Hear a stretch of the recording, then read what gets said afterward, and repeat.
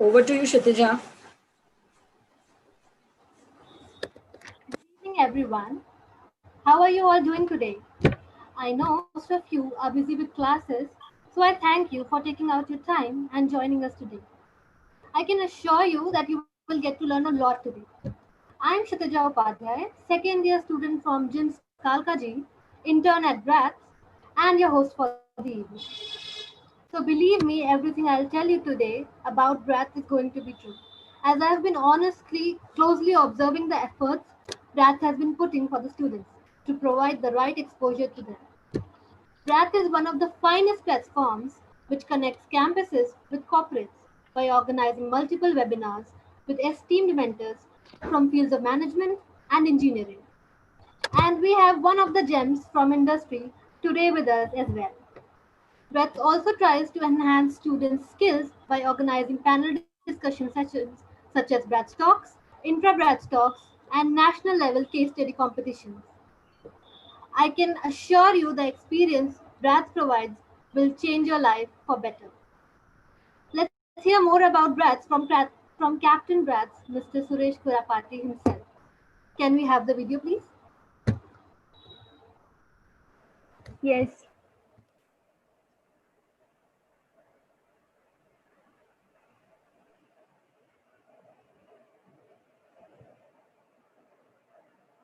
is my screen visible? Yes. India is the largest demographic education hub. Still, there are about 4 lakhs of students going abroad for higher education year on year. But one side, if I'm seeing, a lot of Indians are actually leading global corporates. That's a beauty of Indian talent which needs to be pulled out. BRATS. Now, BRATS, what is BRATS? Everybody's hearing, you need to know what is BRATS. BRATS is Brands, Research, Advertising, Technology, and Strategies. What we are actually trying to do out here? So our last 3 years research developed this platform to connect industry and institutions.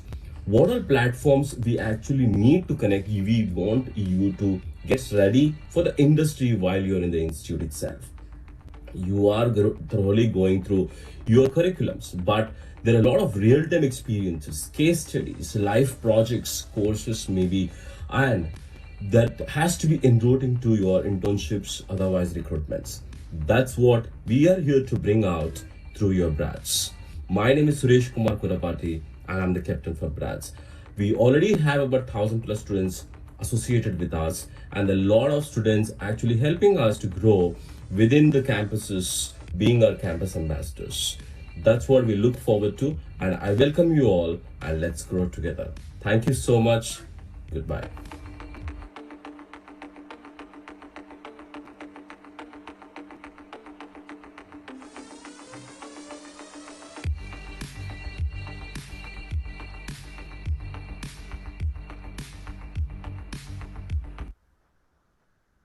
Moving on.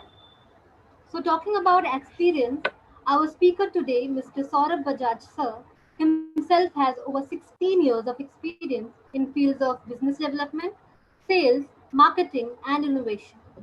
Sir has unparalleled communication and analytical skills and has worked with one of the most popular brands like Cadbury and the other being Wipro. Right now, Sir is the marketing manager at Diary Britannia Industries. Thank you, sir, for taking out your time and sharing some of your experience with us. I'm sure we will learn a lot today. Anyone who has any questions can put it in the chat box, and YouTube audience can put it in the comment section. Over to you, sir. Thank you. Thank you so much for the introduction. Looking forward to an engaging session. And like you mentioned, it'll be good to get the questions in the comment box, and maybe I can address them after I'm done with the main part of the presentation. Yeah. So Priyanshi, maybe you can present the slide, and let's start the discussion. Great. You can go full screen. All right. So the topic for the day is industries and careers in times of coronavirus. Now, this is something which has, of course, shaken up the best of us, right? But what's really going on is what I'm here to help you decode. Yeah, you can go to the next slide.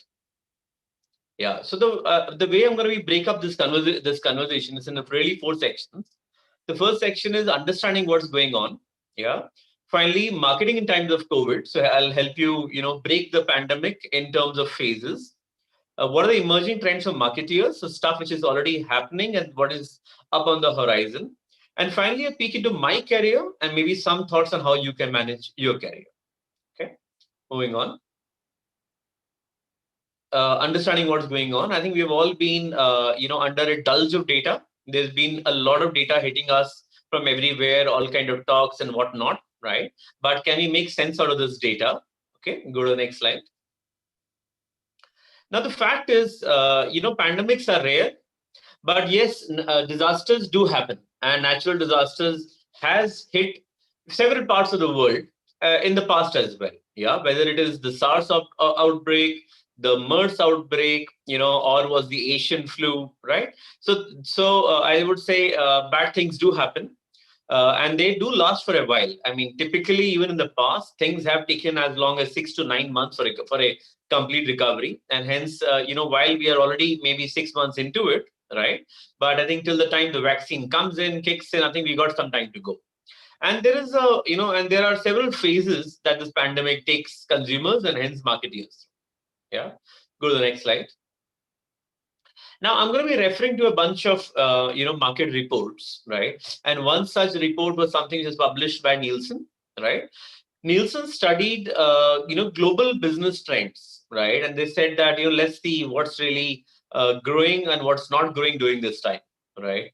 And what they realized is that, there are two key categories that have actually been growing during this time very significantly. The first one is, of course, evolved hygiene. Yeah. Now, as we have all been through the pandemic, right? I would say all of us have learned this term called hand sanitizers, right? And it used to be something that very few people would use, but now we have them flooded all over our house. Yeah. Not only are there hand sanitizers, there are toilet soaps, there are household cleaners. Yeah, maybe not a bad time to be working in Reckitt Benckiser right now. Yeah. Same with India. India also saw a huge growth of the sanitary market. Yeah. And while, some part of this will be temporary, in the longer term, if this makes India into a more Swachh nation, maybe that will be a good thing eventually. Yeah. Now, the other thing which has really grown during this time is food. Yeah. And various countries have responded differently, right? If you see a Germany, you would see canned foods, right? If you see a Spain or a USA, again, it'll be maybe pasta, rice, powdered milk. Yeah. But what happened to India? The first thing which happened to India is that the essentials started flying off the chair. So you had atta rice growing at 45, 60%. Yeah. Now, that is, in my opinion, a bit of a temporary phase because, yeah, sure, you need staples and essentials, but you're not going to change your behavior very significantly. What is very interesting, however, has been the growth of niche categories like, organic food, Greek yogurts, breakfast cereals, even cheese. Yeah. And why is that? Because as people, go into this pandemic, and it has changed their lives in many ways. You can't go out, you can't go to restaurants, you can't entertain. But finally, consumer still wants to live a nice life. Consumer still wants to eat good food. I remember when we got into the pandemic in the first couple of months, I actually lost 4 kilos. Why? Because I was not really enjoying what I was eating at home. But as I got into it over time, I actually realized that I can get food at home as good as eating out. And whether that's a licious helping me out or whether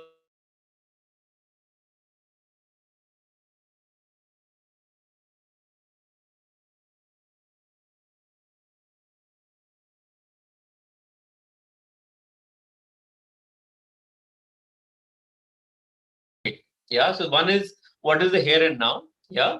But Priyanshi, go to the next slide. So where we see Nielsen predicts what lies ahead. Yeah. So Nielsen also asked consumers, what is it that they forecast post the pandemic? And not a surprise, consumers said we will spend less on restaurants and movie theater visits, even if the movie theaters were to open tomorrow. Because the consumer knows that governments can take whatever decision they want, their safety is in their own hands. Yeah. The other thing which consumers said is that they will spend less on automobiles, travel, leisure travel, because you don't really know when you will get back to a regular mobility. Yeah, they will also defer spending on fashion, personal grooming. Yeah, and of course they will focus much more on health. Yeah, like I mentioned, in terms of focusing on health, they said we will buy more items of personal hygiene. We'll buy stuff which is more in the safety space. Yeah, organic food, medical needs, medical aid. And of course, something like a pandemic tends to shake us up, and some expenditure that we have deferred all this while, things like education, investments, it really brings the focus back to that. It reminds us of our own mortality. The other thing, what is going to boom during this time, is technology. Now, we all have seen webinars. I don't think we even understood the meaning of this word clearly about a year back. Now you can't have a conversation without it. Yeah, and what have webinars done? Webinars have forced us to increase our Wi-Fi bandwidth. Yeah, I think we all taken better packages. They and consumers have started, buying stuff online. They've gotten comfortable with OTT platforms. Yeah, and Netflix has replaced a lot of our movie theater visits, right? DTH has become a buzzword, Wi-Fi, right? Bollywood releases are happening online. So of course, there is the role of technology, there is the role of consumer hygiene, and there is a focus on and being bearish on regular trends. Yeah. Now, is this the only report? Not really. If you go to the next slide, I think Mindshare has also published a report, and they have brought in an additional angle. And the additional angle which they have brought in is really our worsening relationship with China. So what has that done? What has this relationship with China done? Relationship with China has impacted our supply chains. Yeah. So whether it is mobile manufacturers, white good manufacturers, or in fact auto industry. Yeah. The fact is we do rely on China for bulk of our supply chains. It's easy to say make in India, not so easy to reduce the dependence on the factory of the world. So the auto industry is expected to have a hit, not just from the consumer standpoint, but also is if they have to reject their supply chains and get their parts from the other countries beyond the world, it's not going to be. Consumer durables, I would say they got hit quite badly in the first 2-3 months. And then once the consumers realized that, what, we are locked in for good. Yeah. I think consumers went back and started making some of the purchases again. I myself bought a new washing machine about a couple of months back because I think some of these things are required and hence is an amber there, not as bad as auto, but yeah, not as good as what it could be in a regular boom time. FMCG has been a mixed bag. Like I indicated earlier, there are certain companies which have really benefited. There are some companies which have lost, and there are some companies where those categories are just starting to come back. Yeah. A retail, a cinema, outdoor, and travel hospitality. I think there is nothing much one can do here. These are hit. They will remain hit for some time. I don't think all of us are planning that Europe vacation or that Goa vacation or that Mauritius vacation very soon. Yeah, and if you're not planning those vacations, will we never plan them? Of course we will.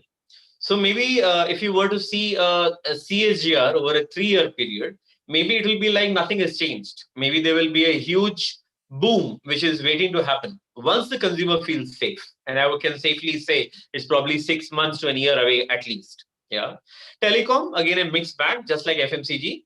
At one side, there is all the more need for mobile phones and for our Wi-Fi packages. At the other end, they are also dependent on China for a lot of their supply chain. So that's really the potential impact across sectors. Yeah. Moving on to the next slide. Yeah. So when it comes to how categories are doing, the very next question which marketeers ask is, what should we do? Should we spend? Should we stop spending? And really one of the things which Mindshare predicted pretty early on is to say that guys, do not invest at your own risk, because if you don't invest, your brands are going to become weaker when the consumer's consumption is not going to stop. If anything, the consumer's consumption might increase, and his media consumption is definitely going to increase. So brand health becomes vulnerable when you really pull off. Yeah, and the consumer has shown that he is really consuming content like never before. The consumer is consuming massive content when it comes to TV, but of course, he's consuming massive content when it comes to digital, and we all know that. Yeah. If you go to the next slide,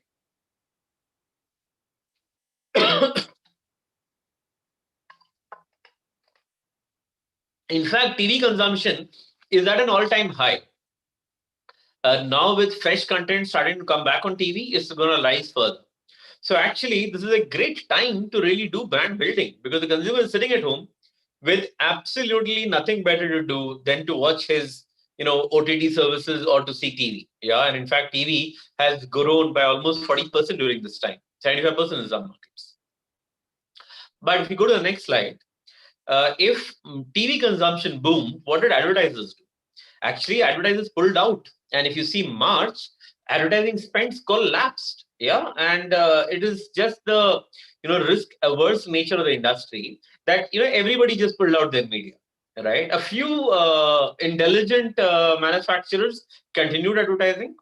I think it took a few weeks for people to realize that, we need to start coming back. And then they did start coming back. I would say ad volumes are still maybe 20% still lower than pre-COVID levels.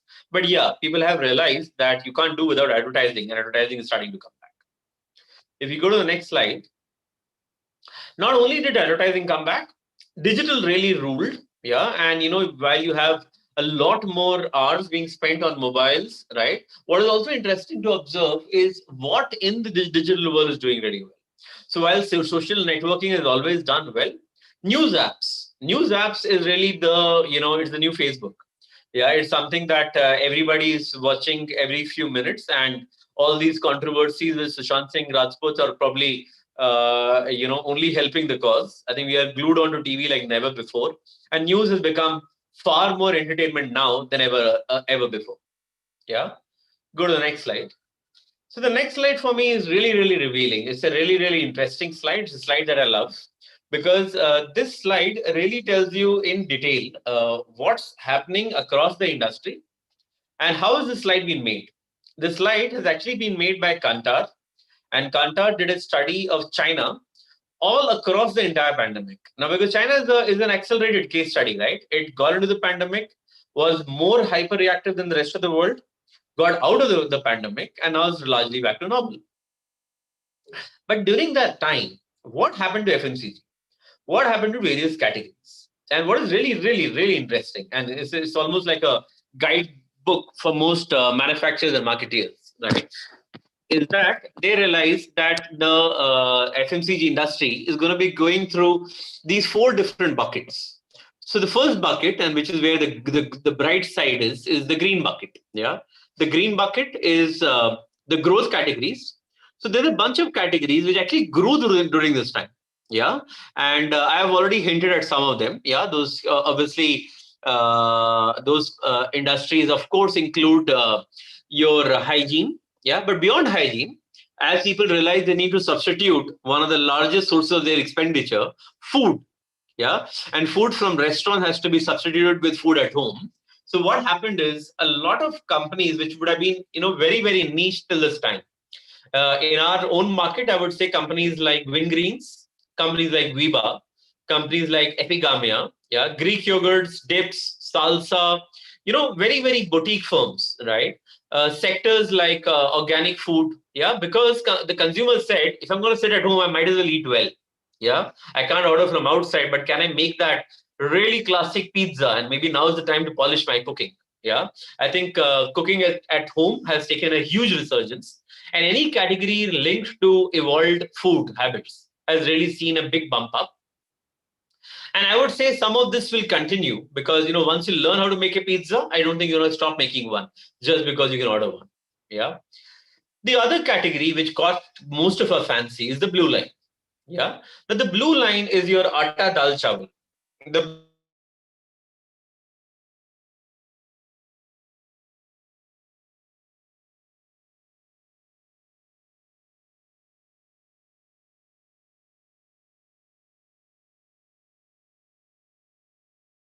is your later that is bit foolish because the world is not really going to end. Yeah.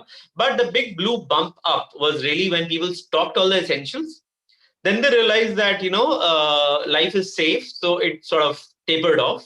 And then with subsequent shutdowns, you again see those bulges. Yeah. But then there is undoubtedly a set of industries which have got hit. Yeah. Juices have got hit. Fresh dairy has got hit. There have been a set of manufacturers which are seeing, sluggishness. Yeah. And that sluggishness can be grouped into largely two parts. the yellow line, and the red line. The yellow line is categories which have seen a V-shaped recovery. And what does a V-shaped recovery mean? V-shaped recovery means that yeah, you collapse, but then you recover very quickly.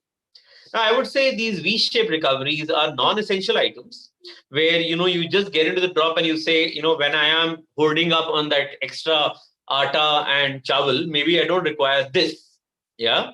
And that this could be, your juices, your dahi, your yogurt, and so on and so forth. As the consumer says that, the world has not come to an end and I feel safe consuming, I feel safe buying, a lot of the business starts coming back. And as the yellow line tapers back to the normal, you realize that, a lot of these categories have started coming back. But then there are those categories, yeah, where it is largely driven by impulse, largely driven by consumer mobility outside the house. And that could be bakery items like, pastries.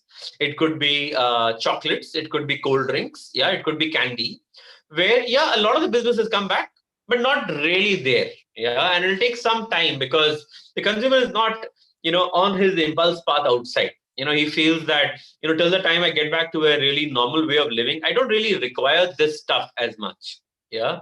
And hence, I think this is a very interesting slide. And how do you get proof of this? Sure, this is a study done by Kantar, right? But what's the proof? How do you know that this is really going on?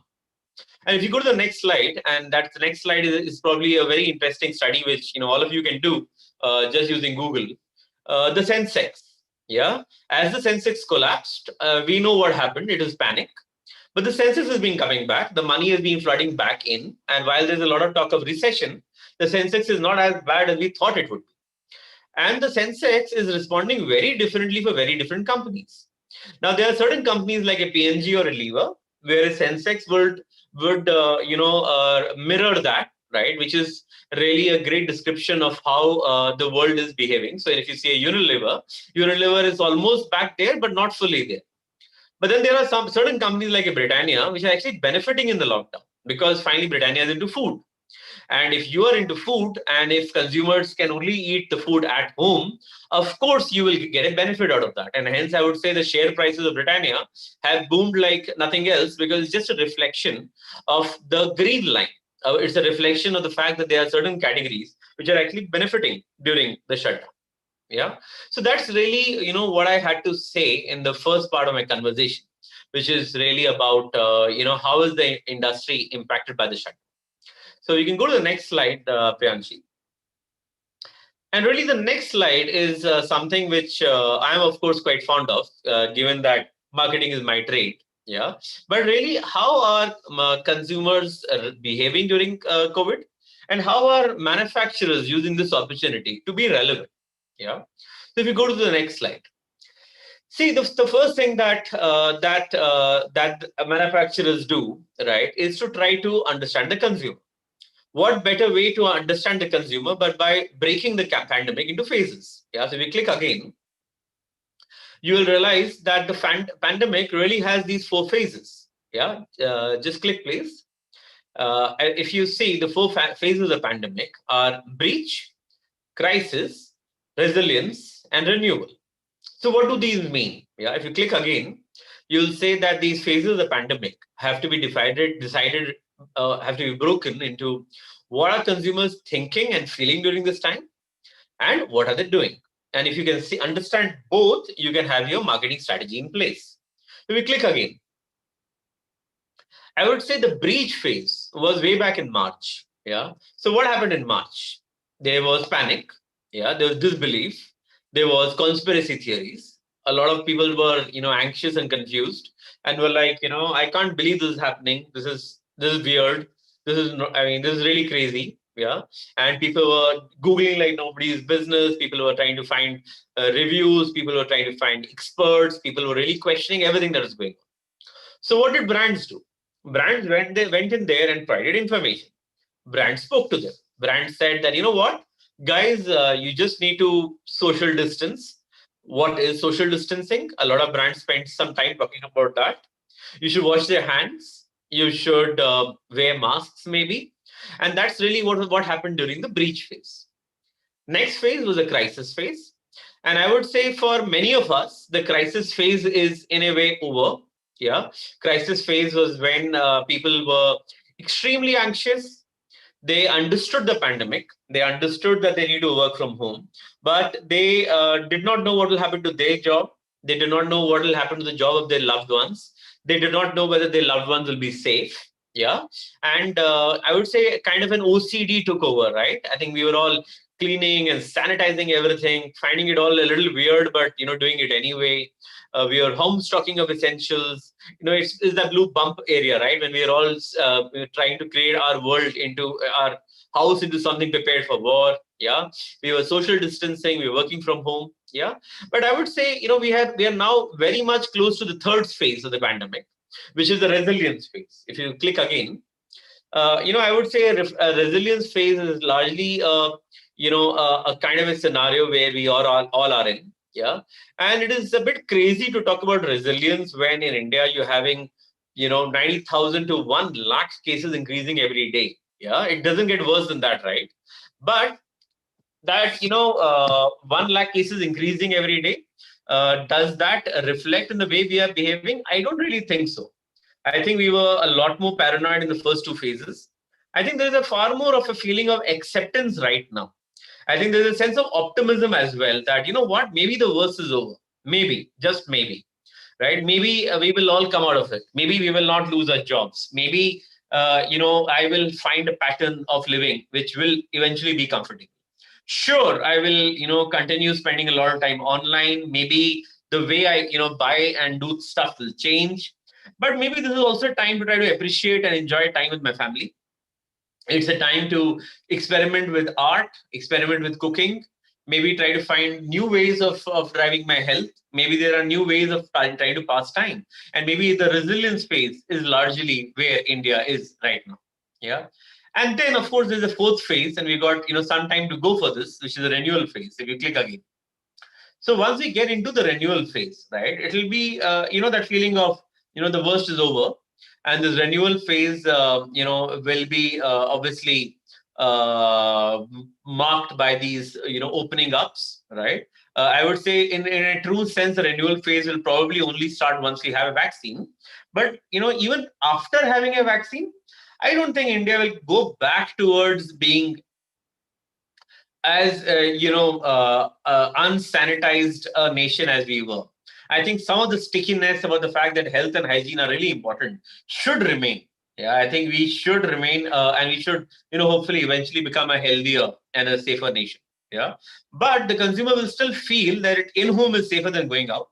I don't think we will flock to those malls and movie halls even after we have the vaccine very quickly, or at least with that level. Maybe in 3 to 5 years' time, sure, but not immediately. So you will want to have high degrees of hygiene. You will want to have healthy dietary habits. You'll want to have parties, but those parties are probably going to be in home rather than out of home parties, right? So these four phases is what pandemics takes nations through. And not just now, this is what even US went through when it went through the Asian flu maybe a couple of decades back, right? Now, moving on, during this phase, if you go to the next slide, how are brands speaking during this time? Yeah, if you click again. Now you see some examples of how brands have spoken during this time. In the first phase, right, when I was talking to you about the breach phase, I think it was all about spreading awareness. You had even a brand like Dove going out there and talking about washing your hands. And hey, who uses Dove to wash your hands, right? But it is just about a brand giving that information to consumers, what is relevant at that time. You had a Mojo Pizza talking about, social distancing even before it became a buzzword. Yeah.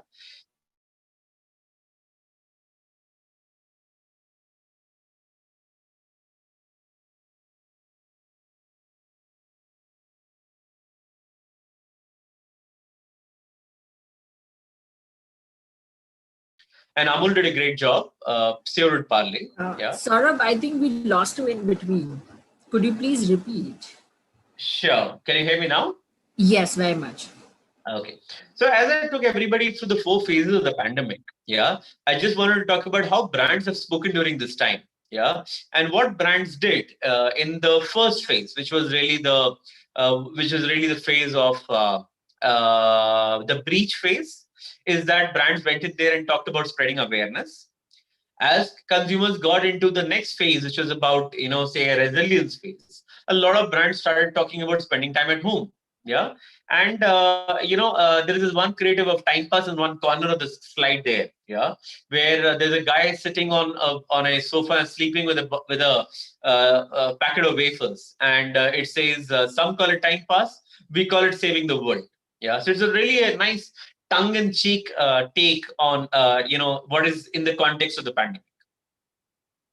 What I also found very interesting is what brands like Surf did. And Surf was like, you know what, clothes still need to be washed.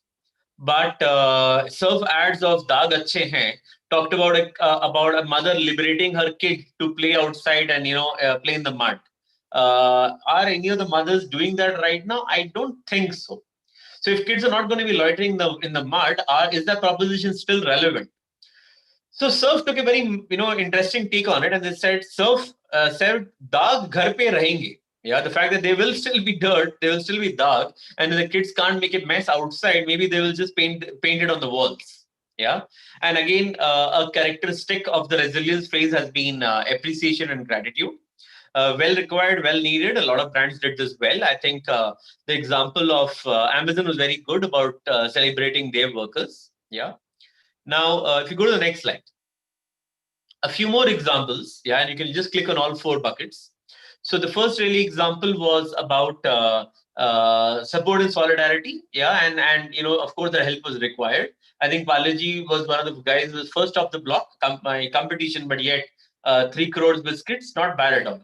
Yeah, and then certain brands like a Domino's and McDonald's realize that their existence is at stake if the consumer does not feel safe enough to order in, and hence they had to talk about the fact that the only hands touching your food are yours, and that was brilliant, and really providing the sense of reassurance that you will take that risk, why not, and we are with you, we're trying our level best. Yeah. Another interesting trend which came out is this whole trend of free riding on topicality, which is how brands just wanted to join in the conversation. So when Shri Modi said vocal for local, the next day you had 1,500 brands saying, "Hey, we are also Indian." Yeah, and really that's free riding on topicality. But really, the summary of how brands speak in any such time is really about 3 things. Yeah, first, activate new passion points. Yeah, it is very important to identify, remain engaged, remain aware, understand what is it that is what the consumer is passionate about right now in every phase. Identify new product opportunities, innovate. Product and innovation is probably the best and the most straightforward form of marketing. Speak in a manner that is sensitive and relevant, and don't stop speaking.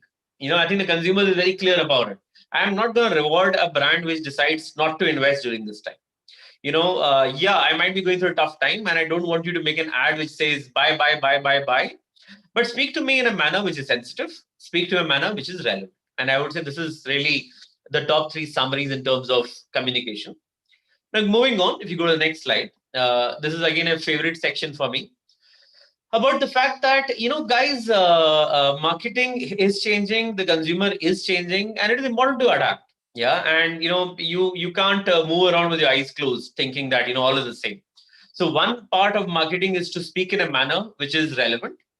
The other part of marketing is to make the right media choices, make the right creative choices, really be aware of what's going on. And if you go to the next slide, I think one interesting trend which would have impacted all of us in some way or the other is society marketing. What is society marketing? It's a new word, right? So the new word, it comes from, see, as a marketer, I spend a lot of my money on TV. I spend a lot of my money on digital. Yeah. But if I want to really close that sale, I often need to remind the consumer, in his path to purchase. So if the consumer is going to be sitting in his car, I want to speak to him through radio. If it is, Diwali time, I want to put a lot of hoardings out there. So I'm in your face, I'm telling you. If I am, in a shop, I want to spend on, my bus shelters. I want to speak on, hoardings. So there are a lot of, and print, right? I would want to give a lot of auto messages on print. Yeah. But who's taking newspapers during this time? Not not all of us, yeah, because that whole paranoia of sanitization will remain for some time. So what happens? How do you fill in this gap? This gap between outdoor print, the last minute reminder. And I would say some very interesting entrepreneurs have decided to own the society lobbies. And I'm almost waiting for an aggregator to tell me that, I can deliver 70% of all Gurgaon societies to you. Yeah. Where you can remind consumers by advertising next to the lifts, or you can put up these flat screen TVs. Is this the only form of society marketing? Not really. I would say the biggest form of society marketing for me has been what's happening to retail. Yeah, now Levi's would be spending maybe 80% of their budgets doing up their stores. But what do you do when people are not coming onto the malls, right? What happens to apparel? Is that sector going to die? I would say I was pleasantly surprised by Pantaloon and Lifestyle last week, where they took on my clubhouse and they made up a pop-up store there. Yeah, very interesting. So weekend markets inside societies. My friend who was with Have More Ice Cream sent me a Google link and said, why don't you circulate this on your WhatsApp groups? And if enough people order ice cream, we will come and deliver door delivery inside societies. Yeah. So I think taking on your addas, taking on your WhatsApp groups, basic insight being if the consumer can't come to you, maybe manufacturers and brand can go to the consumer. And that's really the first trend which I wanted to talk about. We go to the next slide. Another very interesting trend of marketing during this time, I think, is moment marketing. Yeah. What is moment marketing? Now, moment marketing is something which has been a buzzword and which has always been quite large when it came to markets like Europe and US. And why is that? See, a market like a US almost has to create a new culture. They don't have an age-old culture like we do in India, right? We don't have, their culture is relatively young. And given that their culture is relatively young and they have a sort of uniform audience, right? A Halloween is big for them. A Christmas could be big for them, maybe as a shopping season. A Super Bowl, right? When their baseball season starts, is really the biggest marketing occasion in the US. Now, India never had it to that kind of a magnitude. Sure, cricket was huge for us, always. But, we were always lost in the nuances of each of our states, right? Each of the 26 states, somebody is celebrating a Baisakhi, somebody else is doing a Pongal, somebody is doing Holi, but not everybody is talking Holi at the same time. Yeah. And what this lockdown has done, when we are constrained inside our houses, when we are all logging into, those announcements from Modi, yeah, it has given a rise to a phenomenon which is very big in the West, not as large in India, and that's moment marketing. Now, is moment marketing easy? Not really. Believe you me, it's not easy because moment and Modi says vocal for local, you need to turn this entire sequence of approvals and getting your creative ready in a few hours. Because if vocal for local is very big in the morning, by evening is probably old news. Yeah, and that's really a new muscle which marketers have had to build. If you go to the next slide.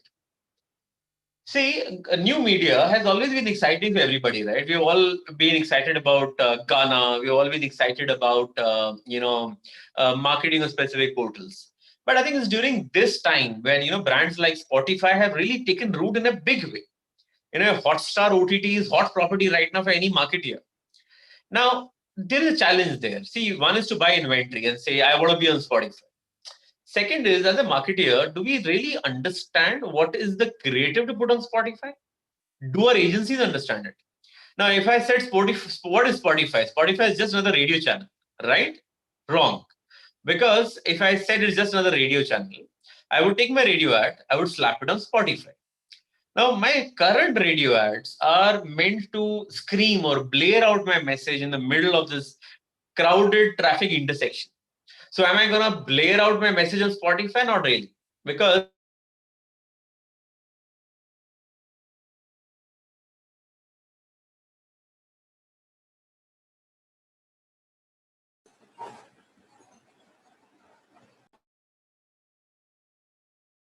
really a far more nuanced kind of a creative which works. Yeah. I hope you didn't lose me in the middle, Urbi. I was there, right? No, we just lost you when you said you want to blare out the music in terms of on Spotify. Yeah. So like I said, I can't blare out that music because the consumer is plugged in, intimately, and if I'm going to play a crass radio ad, it's not going to cut it, right? So the growth of new media has given a challenge to agencies and to brands alike to figure out, what is the right kind of a creator which works on these media. And as Spotify has become really hot now because, the consumer is suddenly flocking to it, has the time for it, and probably spending a lot more time here than navigating his traffic in his car. We go to the next slide. Another huge opportunity which has come up for marketeers, right, is these big budget premieres on digital. Yeah. Now, you have had so many movie releases, right, in the last few years. And how many movie releases do you see, integrated ads? Sure, you see some product integration, but really, that's not what Bollywood wants, right? When Bollywood has an ad, they want to talk about their movie. But when you have big budget releases happening on Amazon, it actually is a big opportunity for brands. I think Vedantu has done a great job of using Shakuntala Devi. Yeah, because you can come up close and personal. You can integrate like never before. You can use the Amazon webpage to give a full 360 experience. And I would say big budget premieres, having digital influencers, you having Bollywood stars on digital. Of course, in current times, not too many people want to work with Bollywood. But yeah, this is all really interesting trends from a marketeer standpoint. Yeah. So let's move to the next slide. Finally, one huge trend which has come, which I don't think any marketeer has so far really worked on, is really the growth of online education. Because you have almost all of the country sitting at home, and kids trying to learn their classes online. Yeah. Now, what do I mean by using online education for marketing? Am I saying I want to play my ads in those school channels? No, not really. That's not the right thing to do.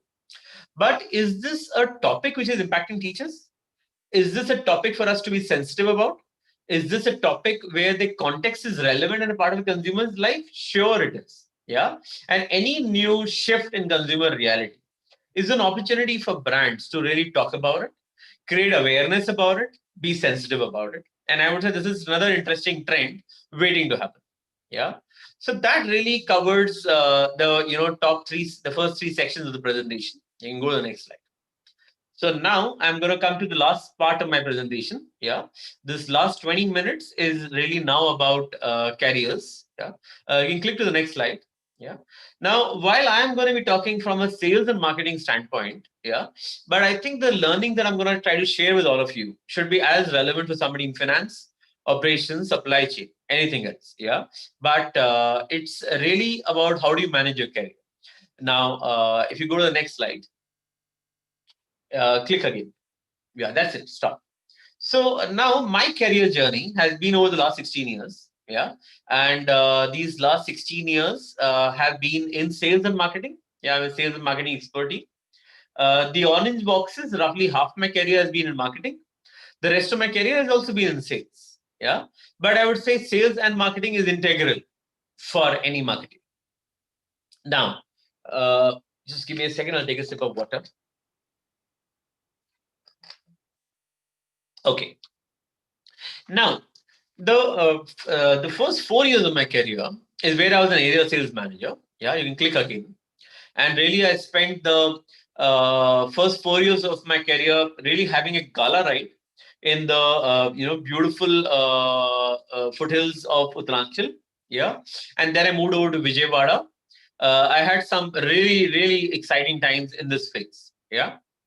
Now, from all the students out there, there is one message that I can't emphasize enough. Yeah, please start your career in operations.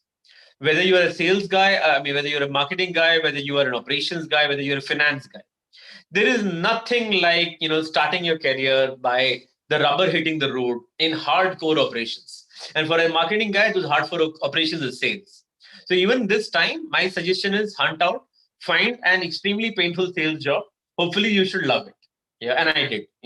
I think the whole heat of the performance, the heat of the battle, the craziness, the pressure of numbers. I think I really loved all of it, and you should too, because the first part of your career journey should really be about learning how to deliver business, letting your passions shine through, letting your effort and your hard work really speak for itself. And that's what the first 4 years gave me, which is my time as the area salesman. As you perform well in sales, as you create a mark and a name for yourself, as somebody who's got drive, somebody who's willing to push the envelope, somebody who's trying to work hard, you will get noticed, and one should not be paranoid about it. And believe you me, it will happen. You get an opportunity to move into head office. Yeah, click again. And really, when I moved into head office, it was really my marketing stint, where over a 4-year period, I grew from a brand manager to a category head. Yeah, and I really worked during those 4 years on gifting, and I worked in those 4 years on gems, which is kids. Now, what I learned in my stint in marketing is that, marketing is not just about ad campaigns. Marketing is about making business models work. Marketing is about understanding what makes my brand attractive, not just to the consumer, but also to sales to sell. What makes my business model work? What gets me my bottom line? What gets my profit to happen? What is the right messaging to the consumer that helps convert the potential of my brand into a real demand in the market? I did that. And then I said, you know what? If I want to have a long-term innings in marketing, I must go back and do a leadership role in sales. Yeah, and if you click again, I did my branch sales manager stint, yeah, over a very large territory. I worked in rest of Maharashtra, MP, Chhattisgarh, and Goa. It was actually the area with the largest people span in the country. It had 8 area sales managers and 40 sales officers reporting into me. Very challenging stint. I think I learned a lot of leadership. Probably the toughest stint which I did in my life. Yeah. But what it did is sort of set me up to take up a leadership role in marketing eventually. Once I had done that role, I was like, you know what? Now I just need to layer it up with all kind of marketing experiences. Yeah. And if you click again, the first experience that I took after my sales stint was as the innovation head for premium and luxury spirits in Diageo. I was instrumental in the launch of Captain Morgan Dark Rum, and we delivered around 42 crores of NSV in the first year. So it was an initiative I was quite proud of, and something I really enjoyed. After I did a couple of years in innovation, I decided to get back to FMCG. So I joined Britannia again, yeah, and I'd done chocolates, so I thought, why not biscuits? If you click again, I did my first stint in Britannia as the marketing head for the international business. Extremely exciting role. I really understood how does the proposition of a good day, how does it move from in India to a Nepal, and I made an ad in Nepal, to Middle East, and we have very aggressive business in the Middle East. And believe it or not, but Britannia is actually the number 2 market share player in Dubai, in UAE. And from there, I also did some market entry proposals for Egypt and for Bangladesh. Again, very, very exciting from a point of view of learning, from the point of view of understanding the length and breadth of how do you impact the consumer. If you click again, I come to what my current role is. And this is probably the most exciting role that I've had in my career so far, because I'm really working on all aspects of marketing. Yeah, we have a 500 crore business, but there's a 500 crore investment in backend that we also made. And with the new factory coming up, there's a big opportunity for me to create the entire innovation pipeline, decide what new categories we get into, decide a new branding strategy, and really, work on all aspects of marketing. And really, that's where, the length and breadth of your career journey comes into play. And you must understand at each phase of your career, be extremely passionate about what you are doing then, and don't only keep looking at the future. Though having a vision for yourself is extremely critical, with that really tells you how each of those experiences is going to play a large role in your eventual career. Now understand, there is a large part of sales and marketing that we are not aware of. Yeah, there is, marketing is about ad campaigns and digital for sure. But what else is marketing or sales or any of these functions about? I just want to give you a peek into that. Yeah, so if you click again, what are the key functions that I have sort of interacted with? Yeah, if you click again, there is sales, is what I started off with. Then I did marketing. Yeah. Now, after sales and marketing, there is something which I did not do, but which is really exciting. And a lot of us who have done sales can move into this portfolio, which is called shopper marketing. See, you got to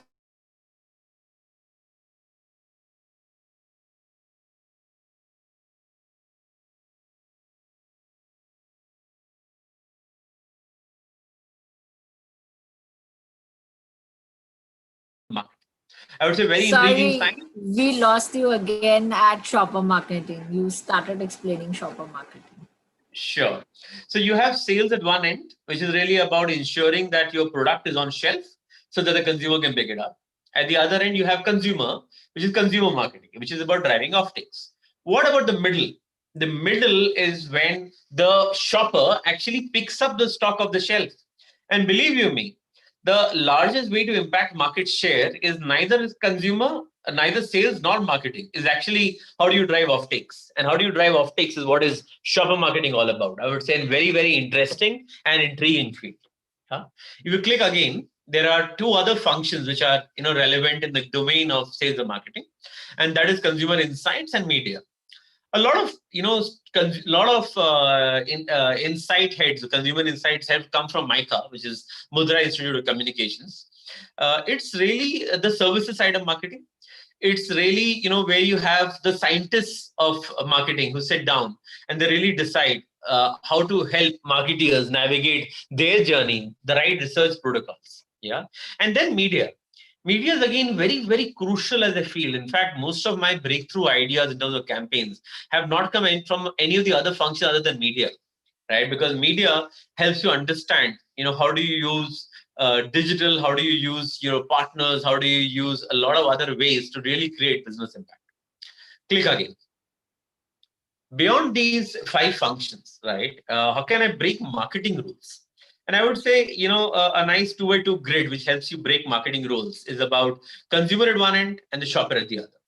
At the same time, there are output roles and there are input roles. Yeah. So if you click again, most consumer marketing, the way I and you see it, is consumer and output. Yeah. Click again.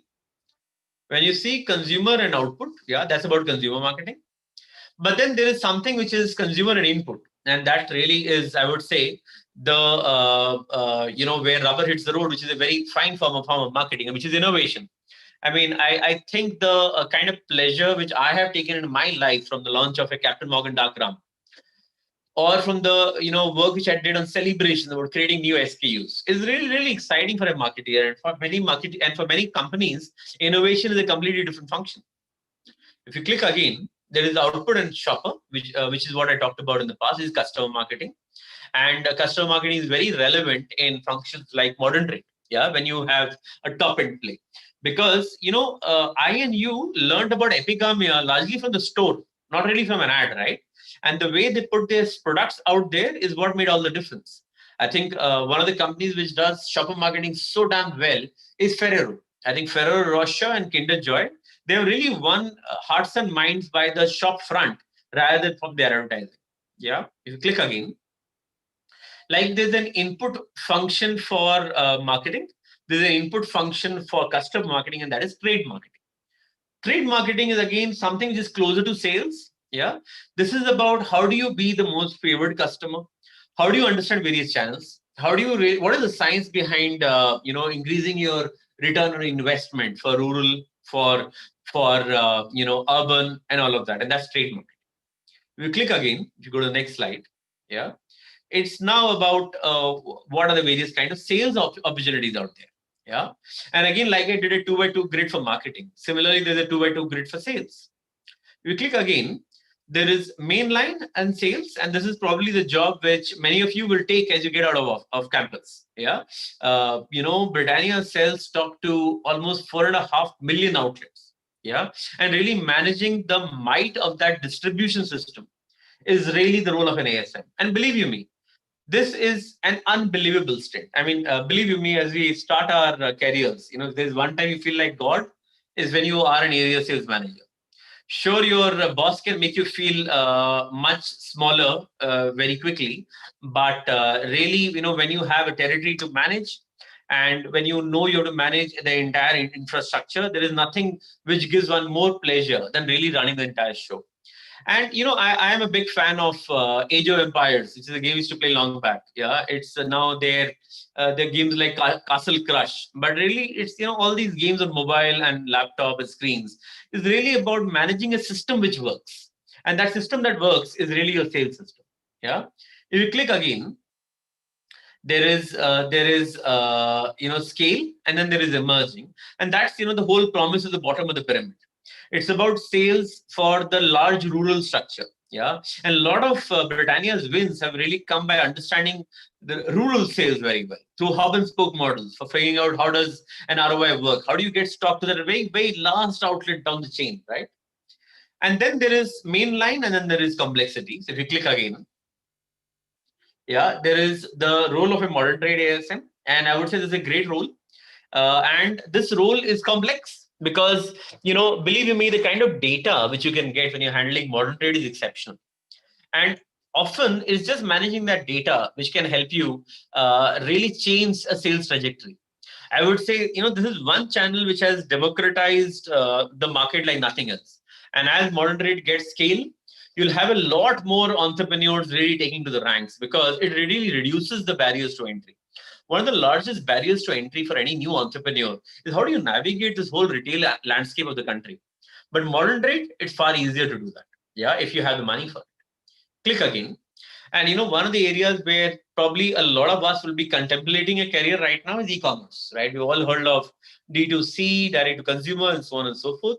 So one emerging sales category with a fair amount of complexity is e-commerce. Great area for you to look at right now. Yeah, it is something which is here to stay and something which should become quite large in the future. Now click again.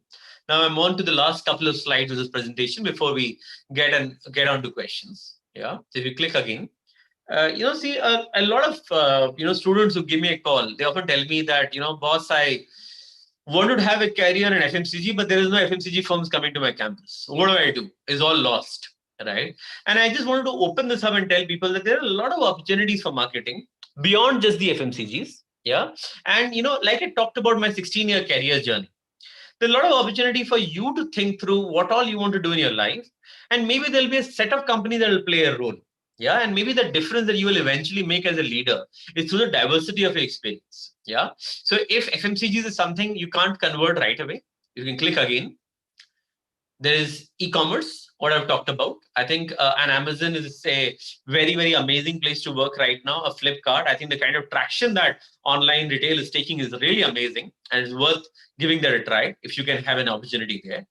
You click again. If you can't work with a large FMCG brand, I would suggest try to find a large agency brand. I mean, I would say that the kind of quality of experience that you will get if you work with an Ogilvy may not be anything less than the experience you'll get with an FMCG. And the width of experience that you will get will be phenomenal. For people who are really interested in marketing, you will get a really large breadth of all that can be done. And the fun part of marketing that us as brand managers really cherish, the type of part of making an advertising or a film, I think is something which creative agencies do multiple times a day versus once or twice in say 6 months. If you click again, there's also digital agencies. Yeah. And, believe you me, I spend more time talking to 22 Feet, yeah, which is my digital agencies on retainer for cheese than I do speaking to McCann, which is my regular creative agency. Yeah. Now, while there are, these 4 buckets where you can touch up marketing up and close, there's certain other areas as well, which you guys should think about. Yeah. If you click again, there are research agencies. Yeah. And in research agencies, I would say there are 2 buckets to it. If you click again, there is qualitative research. And, these are agencies like Interbrand, which talk about brand consultancy. There are qualitative research agencies like a Third Eye. And, if I was not working in FMCG, I would probably be working in a qualitative research agency because the kind of thinking that really happens there is often completely different level. And the kind of, understanding that you can get of brands is really, really intimate here. Yeah. Click again. Of course, there are qualitative research agencies like an IMRB or a Nielsen, which is also what you can look at. But I would just wanted to lay down and say there's a large spectrum of marketing jobs out there. And you should not reduce your radar to just FMCGs if you want a career in marketing. Sure, I would say getting a sales job as an ASM in an FMCG is the ideal way to start one's career. But really, there's a large landscape out there for you to evaluate, yeah, and try for. We click again now.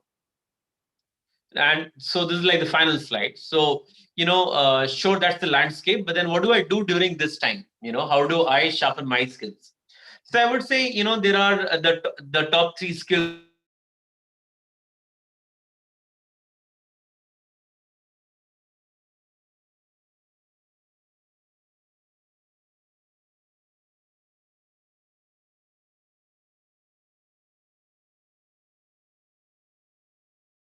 Click again. Yeah, please. Yeah, click again. Urvi, where did you lose me? No, I can't hear you at all. Sorry, top 3 skills.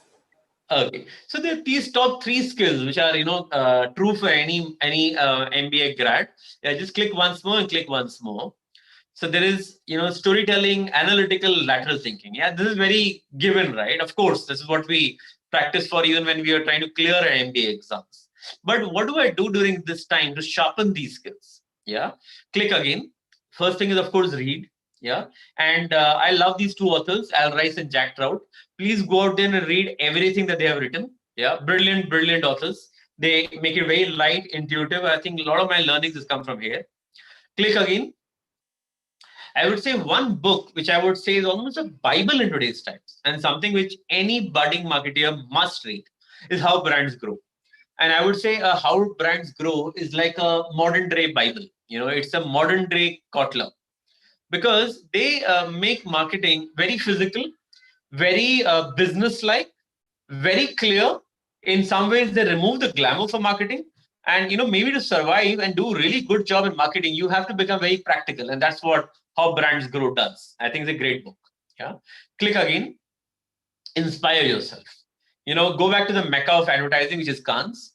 And I would suggest, if you guys, have that time in the weekend, and when you're deciding to decide which is the series you want to watch on Netflix next, maybe you should just spend some time going through a few of the case studies of Cannes. There is nothing that inspires me more than doing this. Yeah.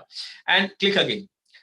As you do these steps, right, as you read up books, as you inspire yourself from Khan's lines, try to connect the dots. And connecting the dots happens when you try and decode advertising. I am very appreciative of a lot of students who on LinkedIn go out there and, try to give their summary of what this ad is doing or what that ad is doing. I think that's great. Trying to build the confidence to put your thoughts out there and try to understand marketing physically. Yeah, I think is a great thing to do. I think all of you guys should try it. You should check it out on LinkedIn as well. There are a few articles which I have penned as well on the next generation marketing, how brands are pivoting during marketing, how businesses pivoting during the times of COVID, and really applying yourself by trying to join the dots between inspiration at one end and knowledge at the other is something that will eventually give you the confidence to navigate most of your interviews. Yeah. So that's broadly what I wanted to share, and that comes to the end of my presentation. And we can, throw the floor open for questions and answers.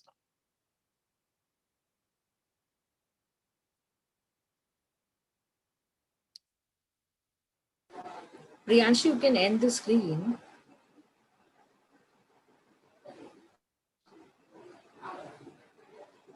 So Uri, you will help me navigate the questions. You can say them out and I can answer them.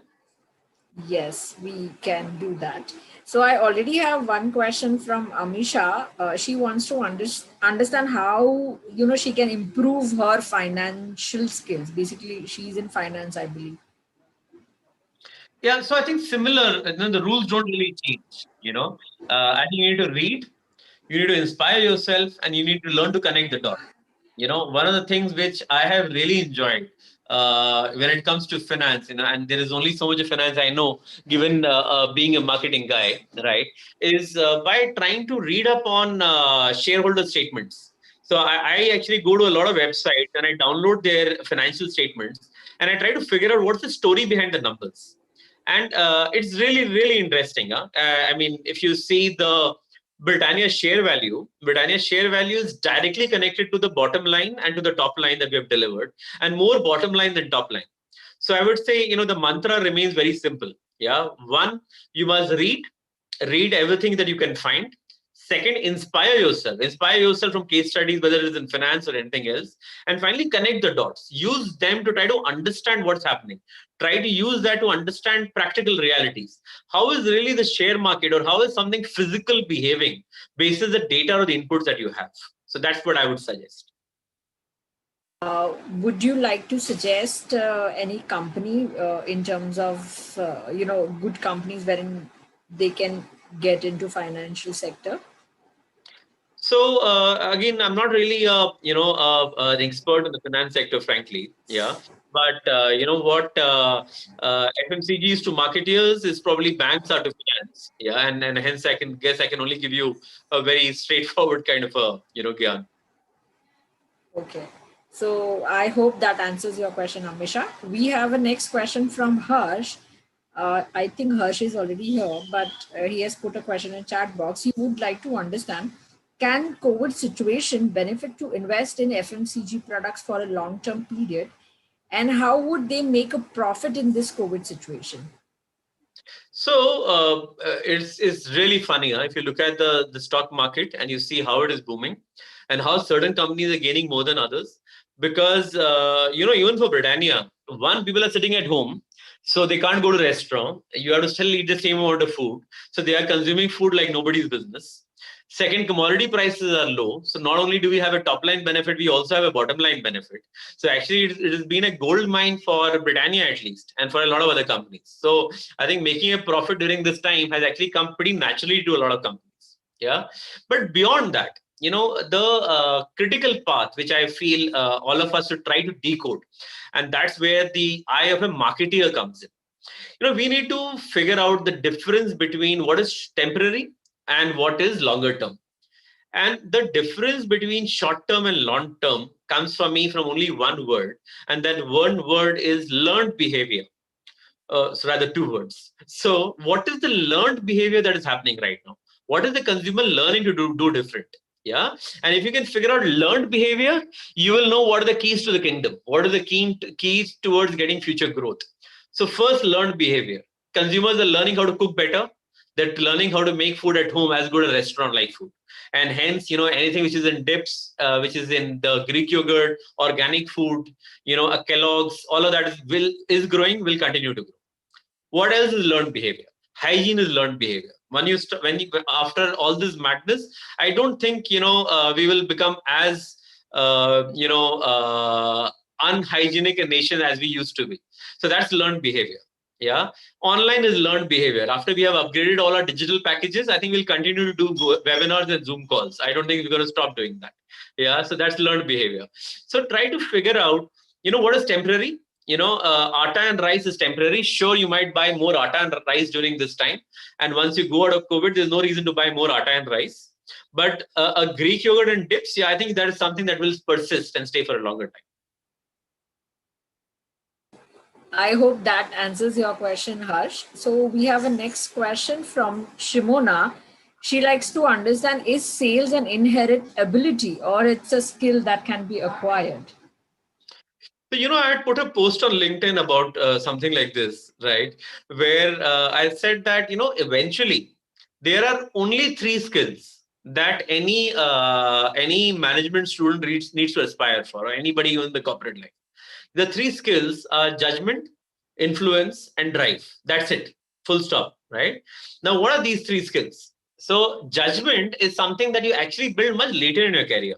10 years down the line, 12 years down the line, when you don't have as many people looking over your shoulder, that's when your judgment matters. I think the one guy who has to use a lot of judgment is Warren Berry, who's their MD, because it is his judgment which drives the stock market.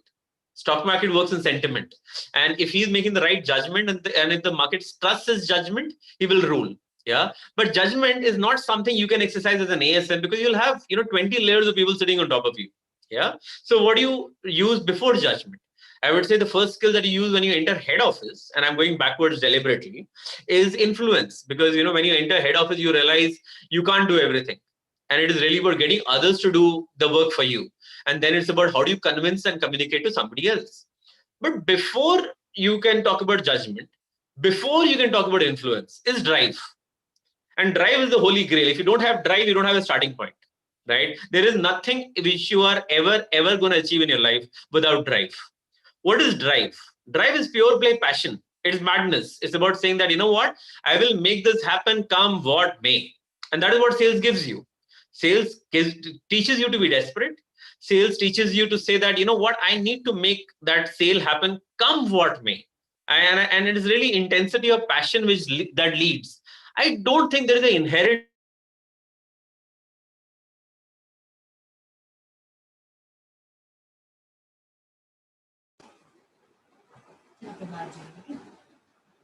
Start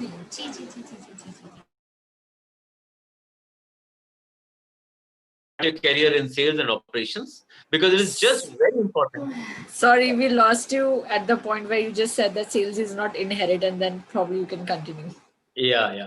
So sales is or rather drive is something which is inherent. I mean, I don't think you would have been able to kick off BRATS with all its challenges if you didn't have the drive to take it on. Yeah, and same would be true for anybody else out there in the market. A street hawker needs to have drive, right? A CEO needs to have drive, and drive is all sales is. That's about it. It's about going out there, closing that sale, putting in that effort. It's perspiration more than inspiration. I think we all agree to that. So I hope that answers Simona's question. Moving on to the next question from Rahul. He would like to understand, as a CAT aspirant, he wants to know what role does an MBA college plays on a person's career trajectory. No, it's extremely important. Yeah, it's extremely important. And I would say, I'm really lucky, touch wood, that I managed to clear IIM Indore, 2 weeks before DC got over. And, like 2 weeks before DC was getting over, I was still biting my fingernails, thinking, kya hone wala hai? Because till then I had only cleared MICA and IIT Kharagpur for their MBA course. And I was like, I don't want to do both. I don't want to do technology marketing, and I don't want to do pure play creative, right? So I think it makes a lot of difference.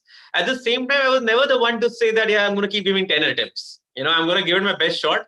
Whatever I'm bloody good at, I will take it. I will move on. So, fight like never before. Give it your best shot. See, the only thing that finally matters is your conscious. Yeah, you must believe at the end of it, I did my bloody best. And if I've done my best, I will take what it is. I will, run with it. So give it your everything. Yeah. But see, what is also very important is, when you try to clear that exam, don't try to clear that exam from the point of view of, yeah, this is my golden ticket. Try to clear that exam from the point of view of what is the person that I want to be. So if you suddenly start saying, I'm going to start mugging vocabulary, is not going to get there. If you feel that, I need to be more articulate as a manager, and maybe I need to read higher quality books for that, yeah, that's a far better way to prepare, right? If you realize that, when I'm going to be working in my professional career, I'm going to have 2,500 emails coming into me from every angle, and I just need that bloody reading speed, right? Or the fact that I'm going to be inundated with just so much of data that I will not know, head or tail out of it unless I'm able to absorb all of that data. So I would say, prepare for your MBA college to be the professional you want to be. And I would say MBA colleges do that very well. They really prepare you and they test you for the skills that you need to be a great manager. So I think Rahul is already nodding, so he already got his answer. So yeah, moving on to the next question from Khushi. She would like to understand, to pick the career in branding or advertising, is it important to start with a sales job? 100%.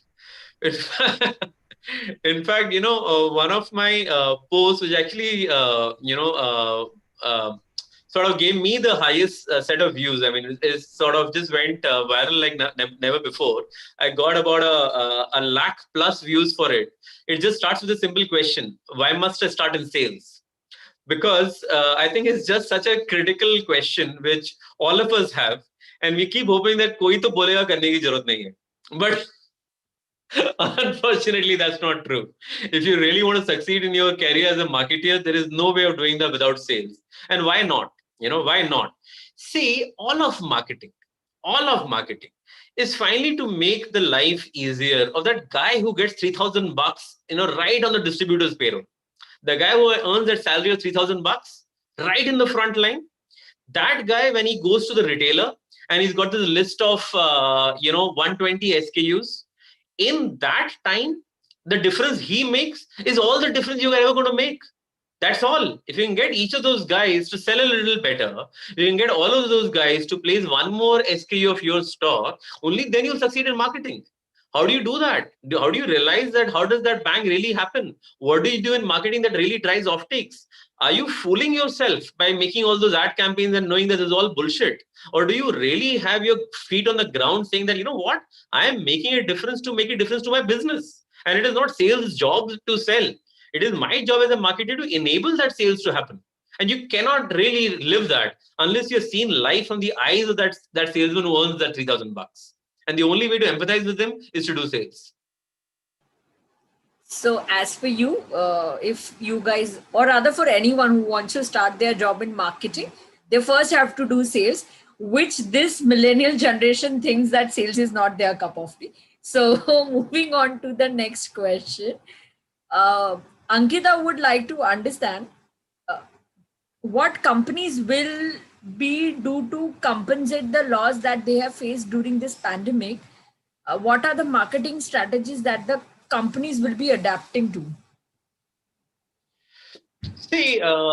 It's tough, right? It's tough for a lot of companies. A lot of companies have lost a lot of business. In fact, and it's a mixed bag for many, right? So I myself head marketing for dairy, so I lost a lot of business in milkshakes because pandemic hit in March, and everybody wants to have the milkshake and juices in March, April, May, and we're all started with a lot of inventory. A fair amount of it I'll have to burn finally, right? Because that business is not going to come back.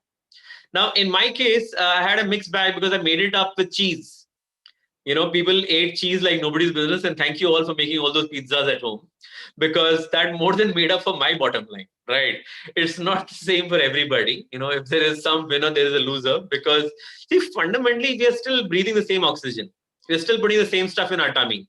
We've got the same salaries. If you're not spending money on cinema halls, you're spending money on Netflix. If you're not buying that apparel, you're probably gifting yourself the new toy. So the entire equation is not necessarily changing. Yeah. Now, if I was in US, I'll be a lot more worried. You know why? See, a market like a US is so oversaturated. You literally need to get a guy to buy a new Xbox every month just to stay in the same place. It's not the same in India. And the headroom for growth in this country is massive. I mean, all of India has 100 grams of chocolate in a full year, right? You literally have to increase consumption by like this much, and the country can grow at 7 to 8%. So it's not as bad a situation for us in an emerging market where every industry which is getting hit will be made up in some way or the other by somebody else. It'll be made up by OTT, will be made up by online shopping. And some of those categories are getting 5 to 10 years of additional growth. I mean, and e-commerce has jump shifted the trajectory by at least 5 years. It would have taken 5 years for them to reach where they are now. There are so many more jobs in e-commerce which are coming up. Why don't we look at that? So I think, it's always important to look at the glass half full and half empty, to say that, yeah, there is pain, but then there is also opportunity. And can we move towards the opportunity? I hope that's you are clear now with this, Ankita. Moving on to our next question from our YouTube audience, Mr. Naveen Shetty. He would like to understand how important is stats and numbers in sales and marketing. Wow. See, first, sales is a given, right? Sales is all about numbers, and you need to know numbers like nobody's business. And in fact, when I was a branch sales manager, probably one of the times why I found it so difficult is because I felt like it was matrix going on. You have those zeros and ones which Neo had coming towards him. I had that because the kind of access to numbers thanks to software that we have now in sales is unbelievable. I mean, I can get data by sales, by channel, by RE, and so on and so forth. So while there's a large people aspect to it, but I would say the number aspect of it is important. Now, even more, I think all my learning of marketing is also built on numbers. Because, when I became a brand manager at Celebrations, and, I was just 8 months into my marketing job. The first question that my managing director asked me, and he didn't really ask me, he asked an open forum, saying that, yaar, ye brand ko band kyun nahi kare? Why should we shut down Celebrations? Because Celebrations had not been growing for the last 2-3 years, had been profit negative for 15 years. So he actually said, Saurabh, is there any point keeping this brand alive? I was like, yeah, thank you for giving me this role. But, what I learned is, I need to understand business basics. I need to understand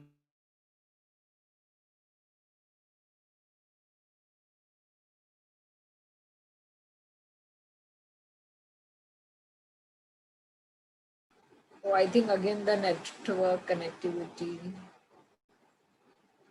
Let me now. Yes, Yeah. we So can. where did you lose me? Need to understand the business growth. Basic. Basic, Yeah, yeah. yeah. So when I wanted to understand celebrations, to say, "Yaar, ye profit क्यों नहीं कमा रहा है यार?" I mean, come on. I mean, we never thought sitting at home that companies could be selling brand without making any money, right? So why isn't it making money? And then when I became curious, I said, there are a set of marketing myths which so-called marketeers, without spending adequate time in, basics, have probably created, saying that consumer wants novelty when it comes to gifting. Sounds intuitive, of course. But if a consumer wants novelty, he's not going to buy the Pentagon pack versus a hexagon pack. He's just going to shift from celebrations and buy dry fruits. So giving higher novelty in gifting was illogical, didn't work. So I actually, over a 4-year period, slashed down 24 SKUs to 6. And we moved a profitability from -5 to +12. Now that inspiration couldn't have come if I had not understood those numbers, if I couldn't understand what's wrong with the entire business model. So I would say numbers are always at the heart of it. A banya can't run his galla, and we can't do sales and marketing if we don't get numbers, frankly.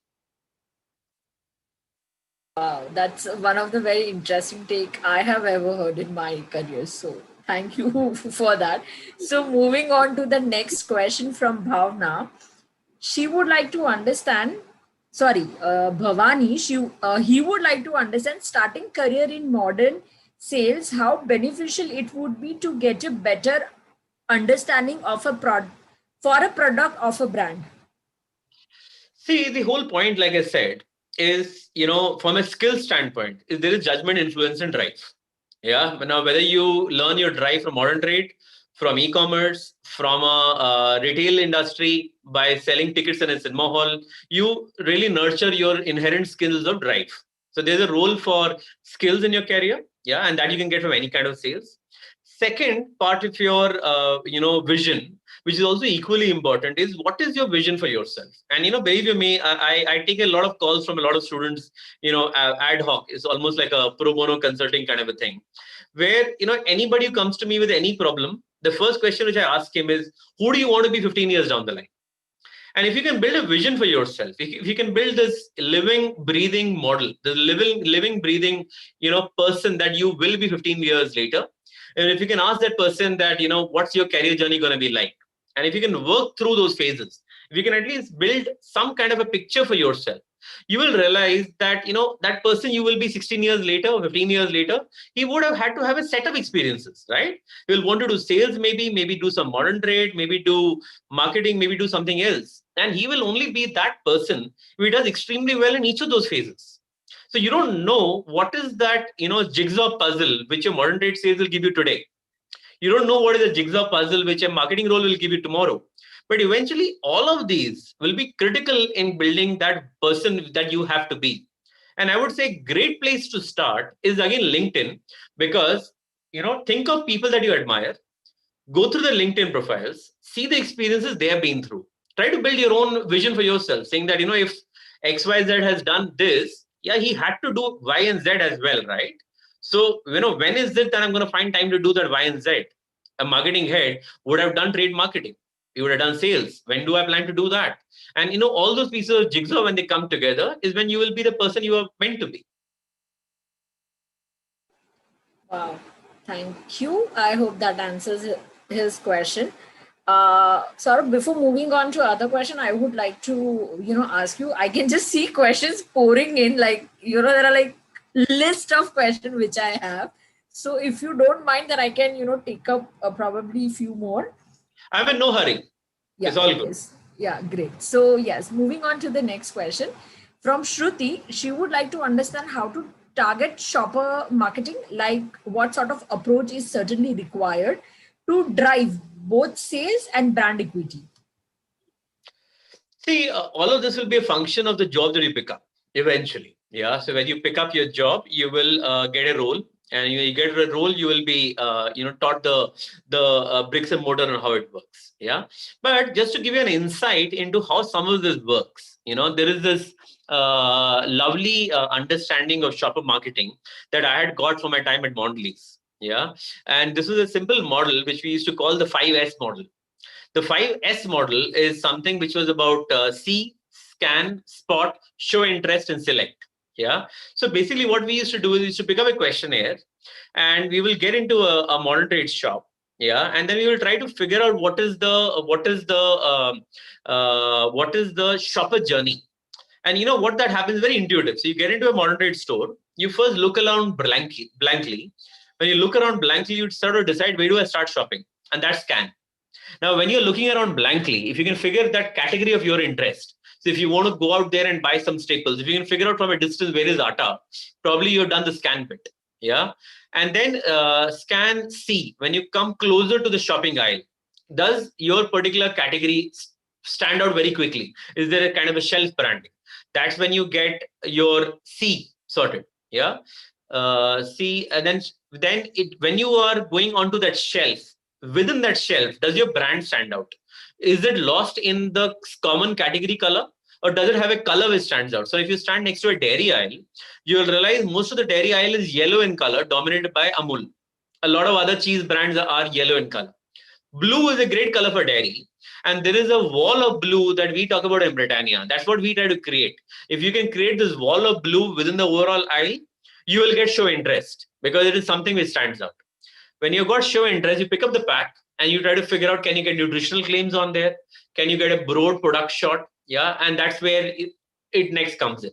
But really, if you break down logically all the steps of converting, an interested shopper into something that closes the sale, and if you can find out dropouts at each of those phases, that's really how shopper marketing works. Wow. Shruti has already said thank you so much. So moving on to the next thing. So this is a connecting question from Rahul. He would like to also understand, can you please put some light in terms of quantitative analysis as a part of marketing? Yeah. So again, very, very important. See, when I was working on a recent project on cheese, my MD said that I'm not getting the consumer. So I said, hey, boss, I've met 150 consumers in the last 3 weeks and I know a lot about him. He says, yeah, this is what you are saying. I don't really get it. I mean, unless it's written somewhere, kaise pata chalega? So I said, yeah, this is a tough one. And, believe you me, as marketers, you'll be asked these questions by anybody and whoever. Yeah. And you need to solve for it. And that's what we all do. So I went into my UNA team, which has this large data back of quantitative data. And then I started building a hypothesis saying that, yaar, ye segmentation kaise hogi, yaar? How does segmentation really happen? Is it happening because of age? So I took age cuts and I told the data team that, give me shopper profiling by age. Yeah. And nothing came out. All of those ages behave similar. Teens and youth don't really care about cheese. So it's about the homemaker. So I said, is it about affluence? And is it about a richer person and a poorer person? Again, nothing came out from data. Then I said, is it about SEC? Is it about which cities they stay in? Yeah. And then I got a lot of data. Again, it was not making any sense. So I went back to the consumer. I again, poured over my consumers again and tried to understand how is behavior really changing. And I had a hypothesis. I said, you know what?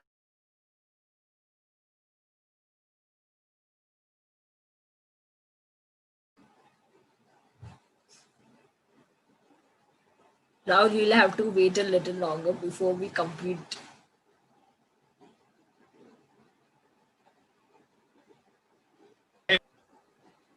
We lost you at the hypothesis. Yeah. So then when I built this hypothesis, that maybe it is about the age of child. Yeah. And then I cut the data and it is really interesting. So what I learned is that, when a woman is married or she's unmarried, right, there is not so much of a stress on her because she's cooking either for herself or for leisure, or she has a parent at home. When she has a small child, suddenly it's all about nutrition for her, right? And her category drivers are quantitatively provable. So when she has a small child, all her decisions are being made on health and nutrition. As the child becomes a teenager, suddenly the pressure goes off her. Suddenly, she is no longer interested in nutrition. She is no longer interested in being a helicopter mom. In fact, there's a reverse pressure to say, "Ab main time ka karoon kya?" She goes onto Instagram and starts putting pictures on the internet on all the dishes that she's making. Suddenly taste becomes important, right? And suddenly the role of cheese in her life changes. So cheese for her life initially is really about snacking. Cheese in her life when she's a child is about wholesomeness. Cheese in her life after her kid is a teen is really about, how do I make this into something like the most beautiful dish ever? How do I, drive pride? Now, it's a great consumer insight. Could I have got the consumer insight by meeting 150 consumers? Maybe. Mostly not. Would I have been convinced? No way. It was actually quantitative data that got me to make the interpretation.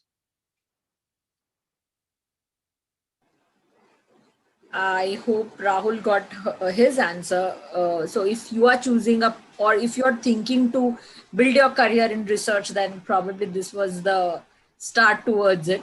So moving on to the next thing, from Aman, he would like to understand, sir, if anyone is starting his career as sales manager in a startup or a small company, later on, will there be opportunities to work for big MNCs? Or will they prefer who are already working in the big companies or rivals? See, I think you know the answer before you even asked it. Of course, they'll prefer the guys at the big companies. Right. Now, is that the end of the world for you? No, of course it's not. Yeah, it's not the end of the world. But give me a second. I lost your video. Yeah, there it is. Sorry. Yeah. So, of course, they will pick up big companies, right? And so should you. So, I would obviously intuitively say that go to the largest banner that you can find. Yeah. And why? Because, frankly, again, this comes back to an anecdote. I had just joined IMINDO and I had, 3 months to campus and I was having this interview with this GE HR guy. Yeah, and he asked me this intriguing question where he said that, Saurabh, you can have a job with a very boring company, but who is very sorted and it'll teach you a lot. Or you can have a job with a very entrepreneurial company and you'll get a lot of joy in this. So what do you want to do? And, being the greenhorn that I was, I of course said the startup.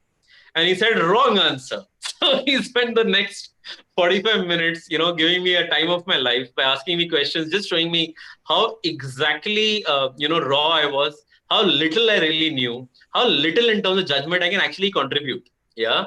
And I learned then at that moment that, in my initial years of my career, the first 10, 15 years, I really need to learn. And learning does not happen necessarily by doing. Learning happens in systems and processes when I actually have somebody looking over my shoulder. And hence the best place to start your career, obviously, is with a large banner. It'll be less exciting. It'll be less interesting. Yeah. But having said that, don't kill yourself. So I had decided I want to work in an FMCG. And I didn't have too many guys coming to my campus. I had, in fact, got a job from Madura Garments from my Maruti. Now, I took up a job at Wipro Consumer Care, which was paying me 30% lower than the other two guys. It didn't have great brands, but I was very clear. I want to start my career in FMCG. So I had a vision for myself. I went by it. 15 months later, I managed to crack a job with Cadbury's. Was my Wipro Consumer an inhibitor to getting my job at Cadbury? No, it was not.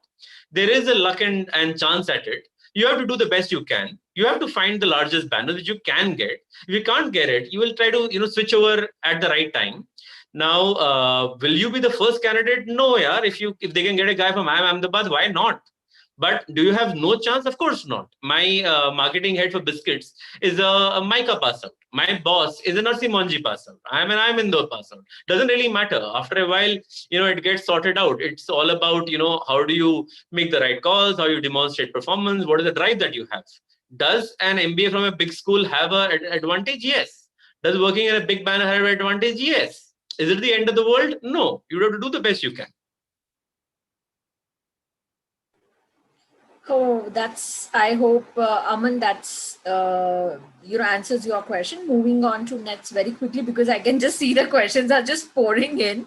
So, Neha, yeah, I know that the minute we are explaining, I can just see like every few seconds, there are few questions which have been added. So moving on to next, from Neha. She would like to understand, can you please throw some light on what are the job opportunities in e-commerce considering the rapid growth of the industry? See, I'll tell you what's happening out there. While consumption is good, while bottom lines are good. Yeah, I think there is this paranoia out there, and the paranoia is hitting not just as consumers or marketeer, but also as HR, as brands. Yeah, so you do hear a lot of companies talking about recruitment freezes.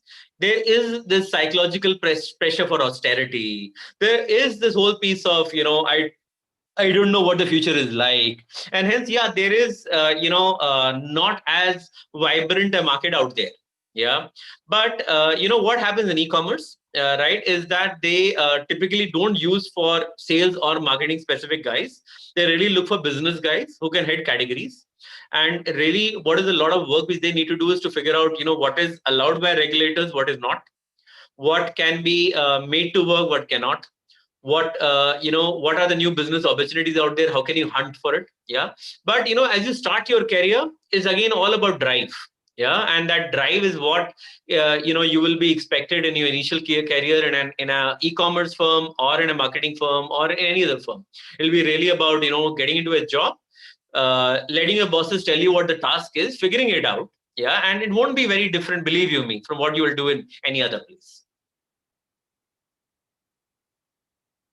I hope, Neha, that answers your question. Moving on to another question from T. Ashwini Patro. He would like to understand how brands should cope up with the new marketing strategies when every day you are seeing with a buzz. As a marketer, how can I help brands to overcome that?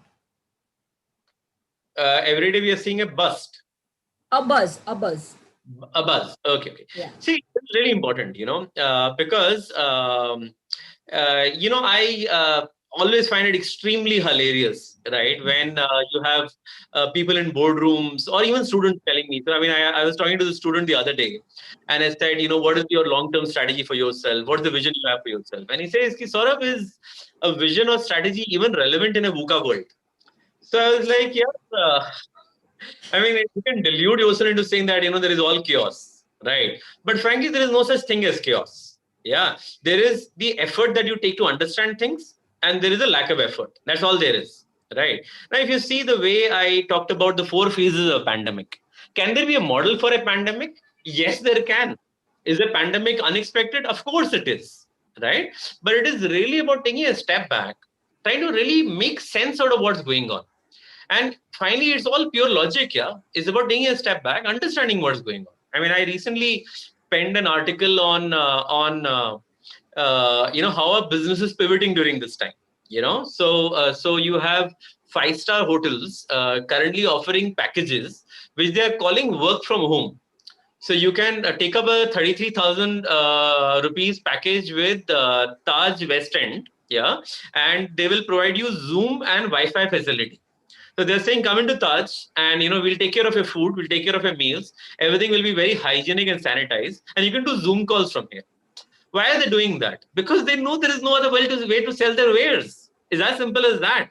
It's not about the fact that hell has come down on earth. It's about adapting. It's about saying that what is the current reality?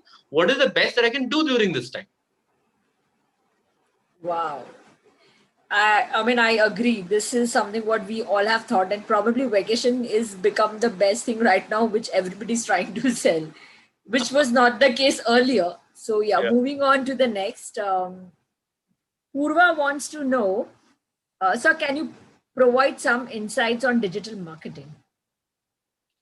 See, this is again something which is a sort of a pet favorite of mine. Yeah.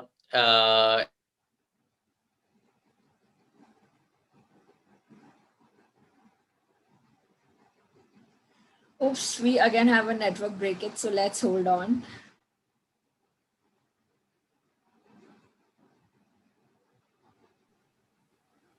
Yeah, can you hear me now clearly? Yes. Yeah.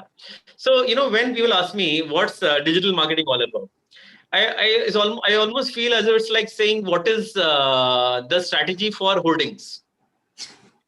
There is no strategy for holdings. Yeah? It's a medium. You have to decide how you want to use it, right? So you can have marketing tasks. Your marketing task can be, do I want to create awareness? Yes, you can create awareness through digital. The way you can plan your ads on TV, you can buy spots on YouTube. You can buy spots on Facebook. Yeah.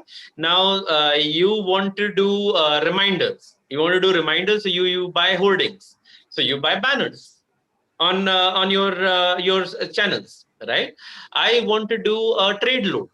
So you do a deal with Big Basket and you give a discount, right? Digital is just a medium which allows you to do all other aspects of marketing that you can do offline. So there is no magic mantra for digital. It's the same thing as any other form of marketing. It's about logically breaking down your problem, figuring out what are the solutions. Those solutions will have equal applicability on digital or online, offline.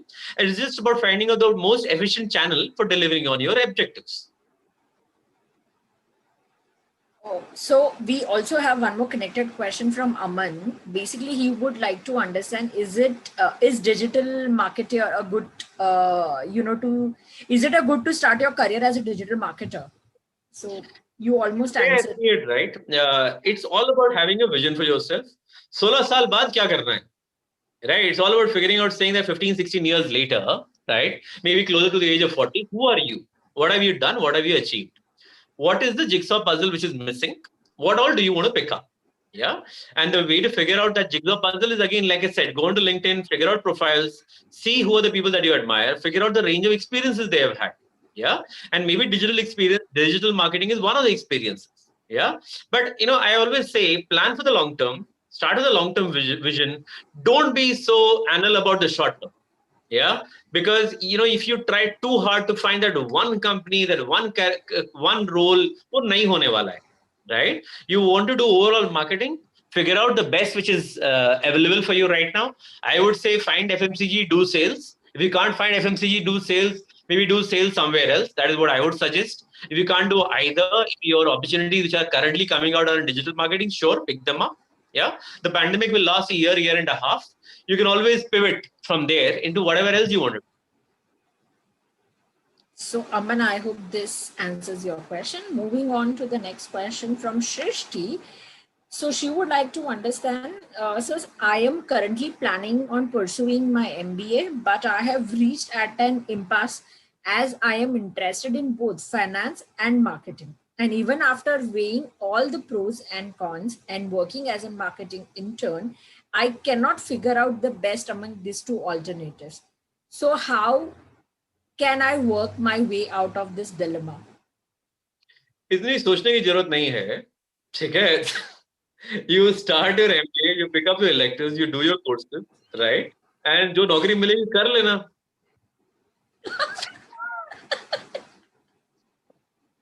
Seriously, I mean, it's not like you have to find the cure for cancer, yeah. Shrishti, are you there? Yes, ma'am, I'm here. So did you get your answer?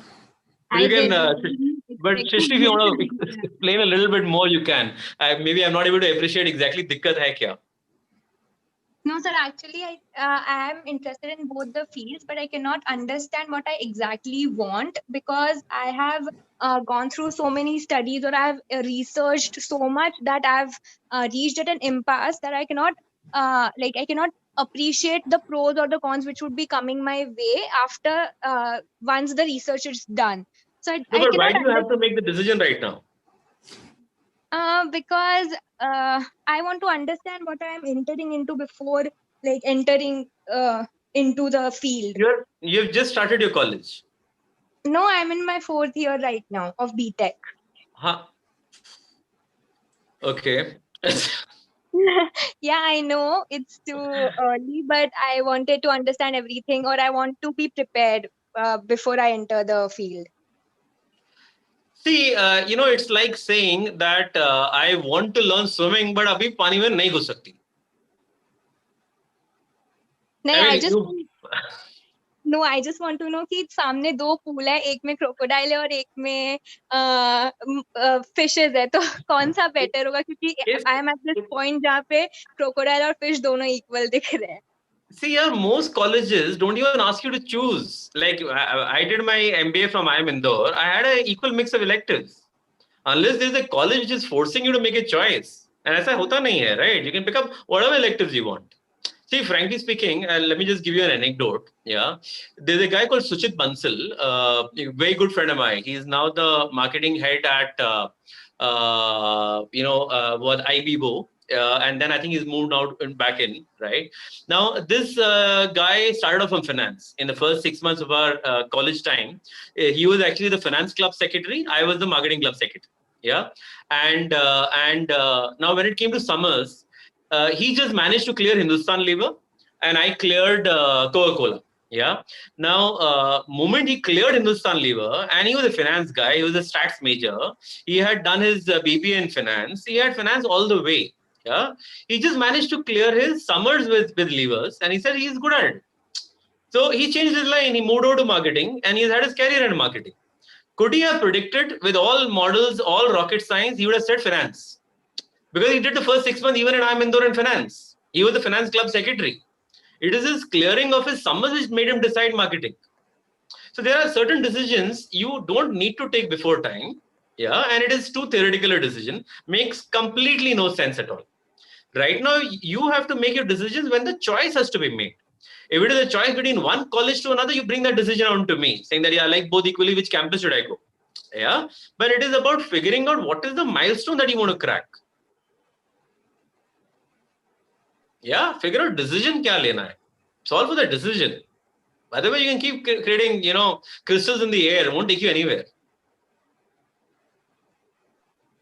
Okay, Yeah? sir. Thank you so much. Yeah. She's still not satisfied. No, I'm not. But somewhere I agree to what you just said, because I have seen this happening with my friends wherein, they are confused at the first.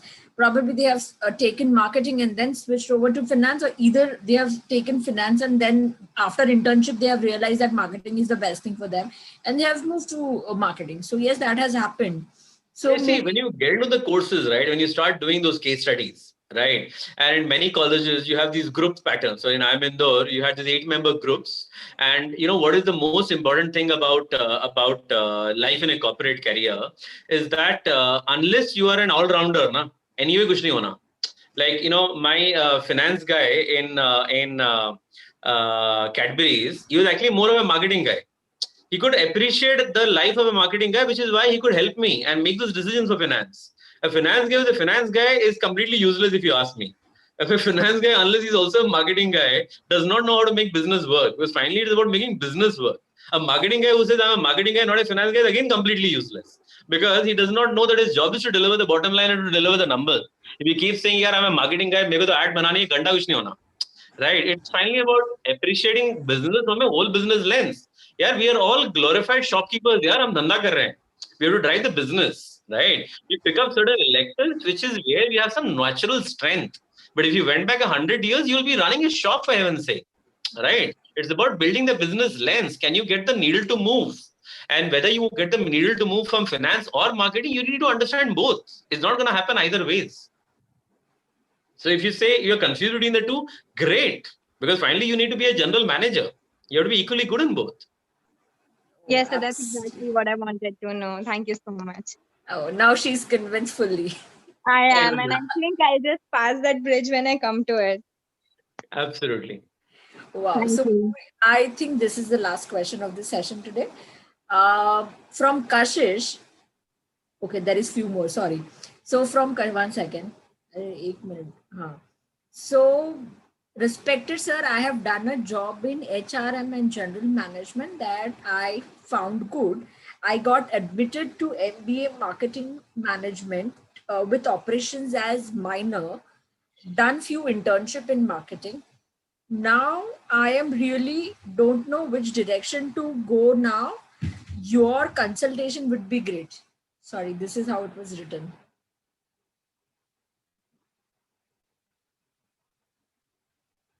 Oh, I think we lost you.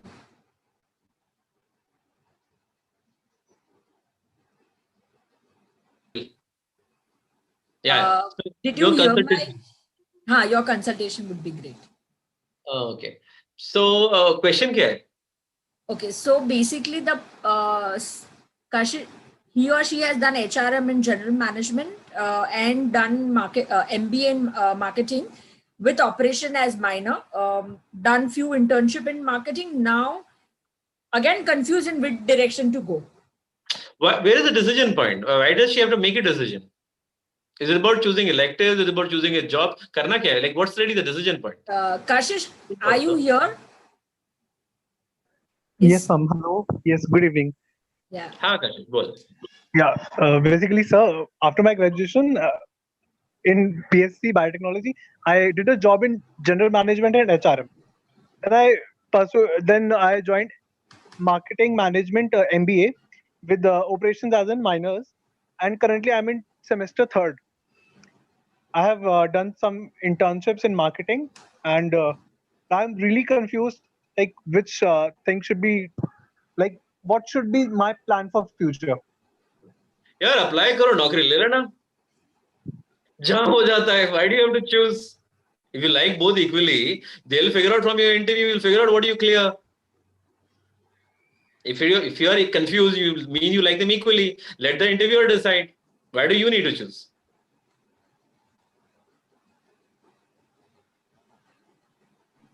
Okay, sir.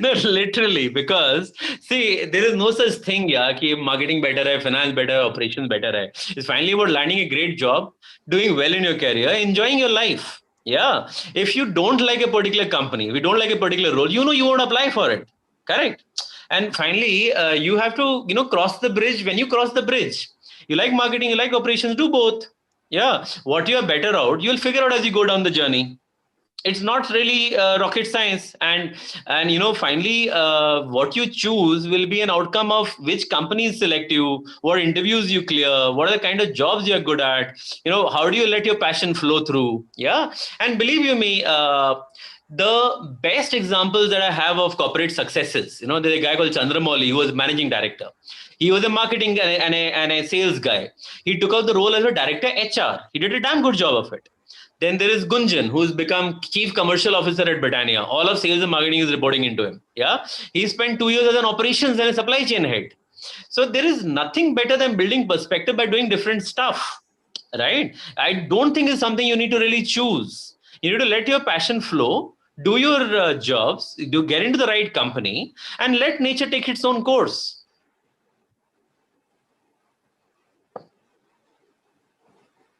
Kashish, I hope this answers your question. Sort of, yes, ma'am. But Okay. I just one more thing. Just I want to add. So, is it important? Like, for example, I done that job like in HRM in general management. I found that good. Now I'm in marketing, and like somehow it's very confusing for me to understand like which thing is good right now. Like I am Why is in it marketing. confusing? What don't you like about marketing? Hello. Yes, sir. So you said HR, operations, finance, marketing सब बोल दिया तुम अब इसमें अच्छा क्या नहीं लग रहा है what don't you like about marketing what don't you like about HR what don't you like about operations operations का सर अभी तक कुछ किया नहीं है ऑपरेशंस अभी इसी सेमेस्टर में आया और इसके बारे में अभी कुछ नॉलेज भी नहीं है अभी नॉलेज सिर्फ एचआरएम और मार्केटिंग के बारे में थोड़ा थोड़ा सा तो क्या the जॉब dilemma मिलने exactly में are you ये worried हेल्प that करेगा with an HR you will not become a CEO exactly issue क्या है एग्जैक्ट इशू ये है सर कि एचआरएम में मैं अच्छा हूँ और अब मार्केटिंग के साथ ऑपरेशंस में मतलब मार्केटिंग और ऑपरेशंस दोनों मेरी डिग्री में है लेकिन एचआरएम वाला मेजर्स नहीं है ना माइनर्स है तो क्या जॉब जब मिलेगी तो ऐसा क्या नौकरी रहता कहाँ है कि चाहिए जब देखो नौकरी सर एचआरएम और मार्केटिंग वो दोनों ठीक रहेंगे तो फिर अप्लाई करना जहाँ हो जाएगा ले लियो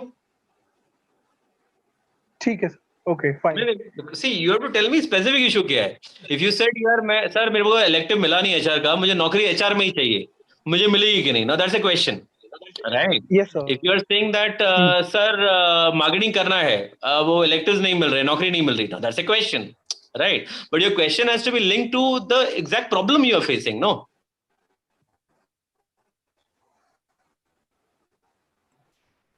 Saurabh got it sir got it Saurabh, hi, Suresh here. hi Suresh tell me Hi. So these kind of lot of confusion kind of questions do come. Either it is for the job getting into a job or looking at a career. Supposedly, will I become a CFO or a CEO or a MD, or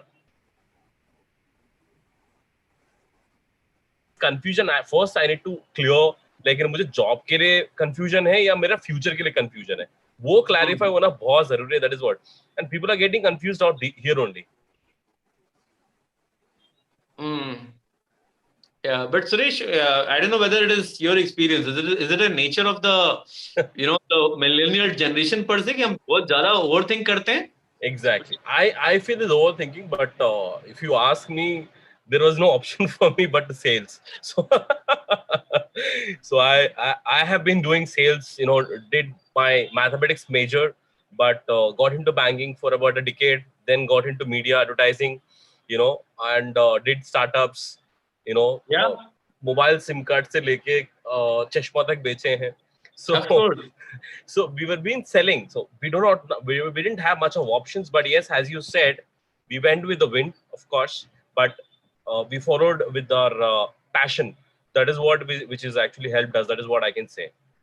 Yeah. See, beyond a point, decoding yourself का फर्क नहीं पड़ता है, right? See, finally, you can only build a theoretical model so much.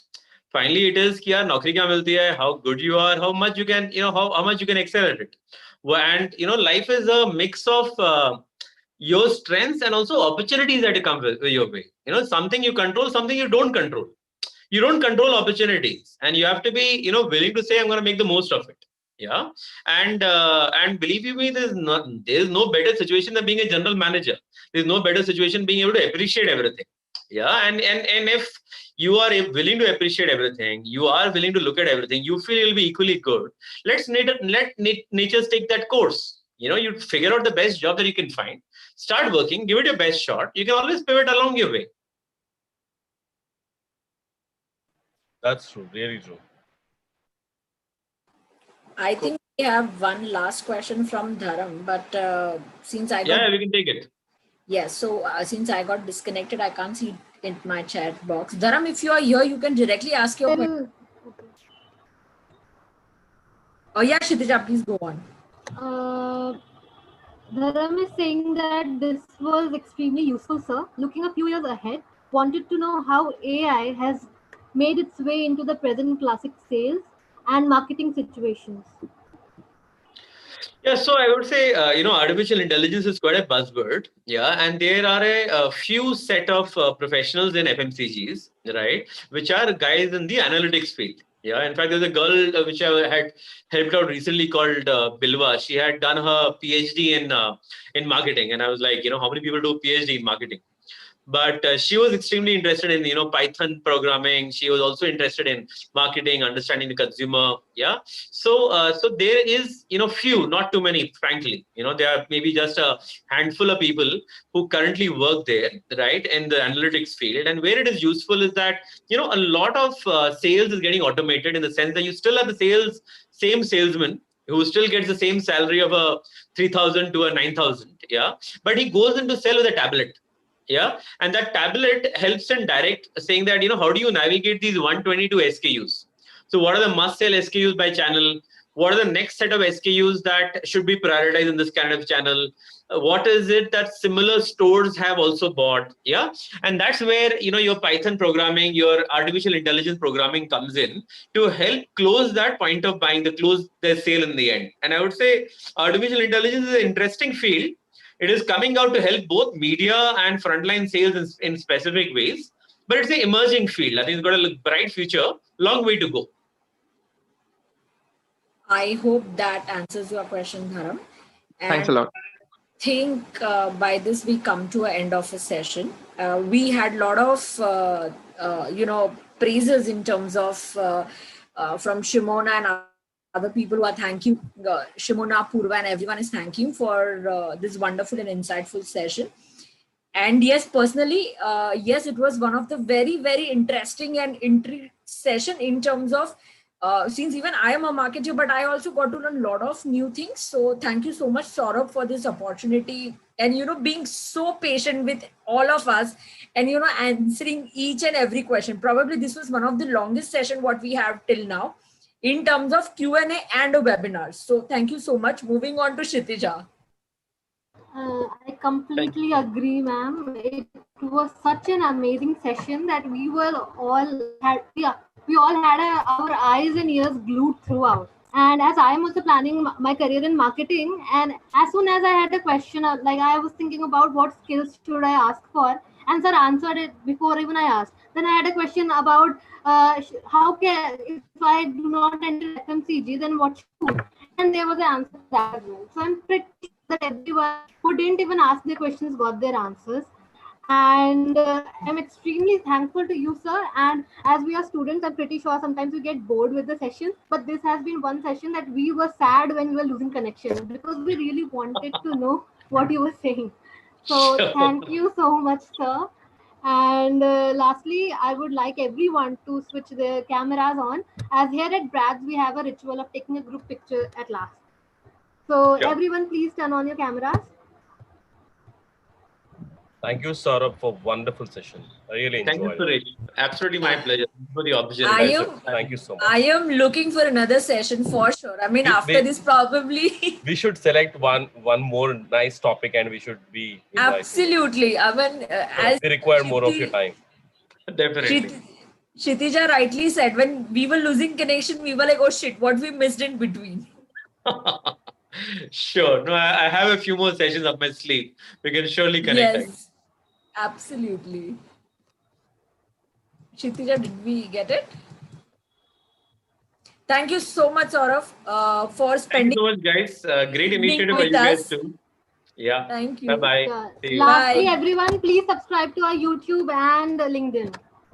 Great. Also, please don't forget to tune in to YouTube tomorrow for BRATS Talk, which is a panel discussion by the students for the students. And tomorrow's topic is much more interesting.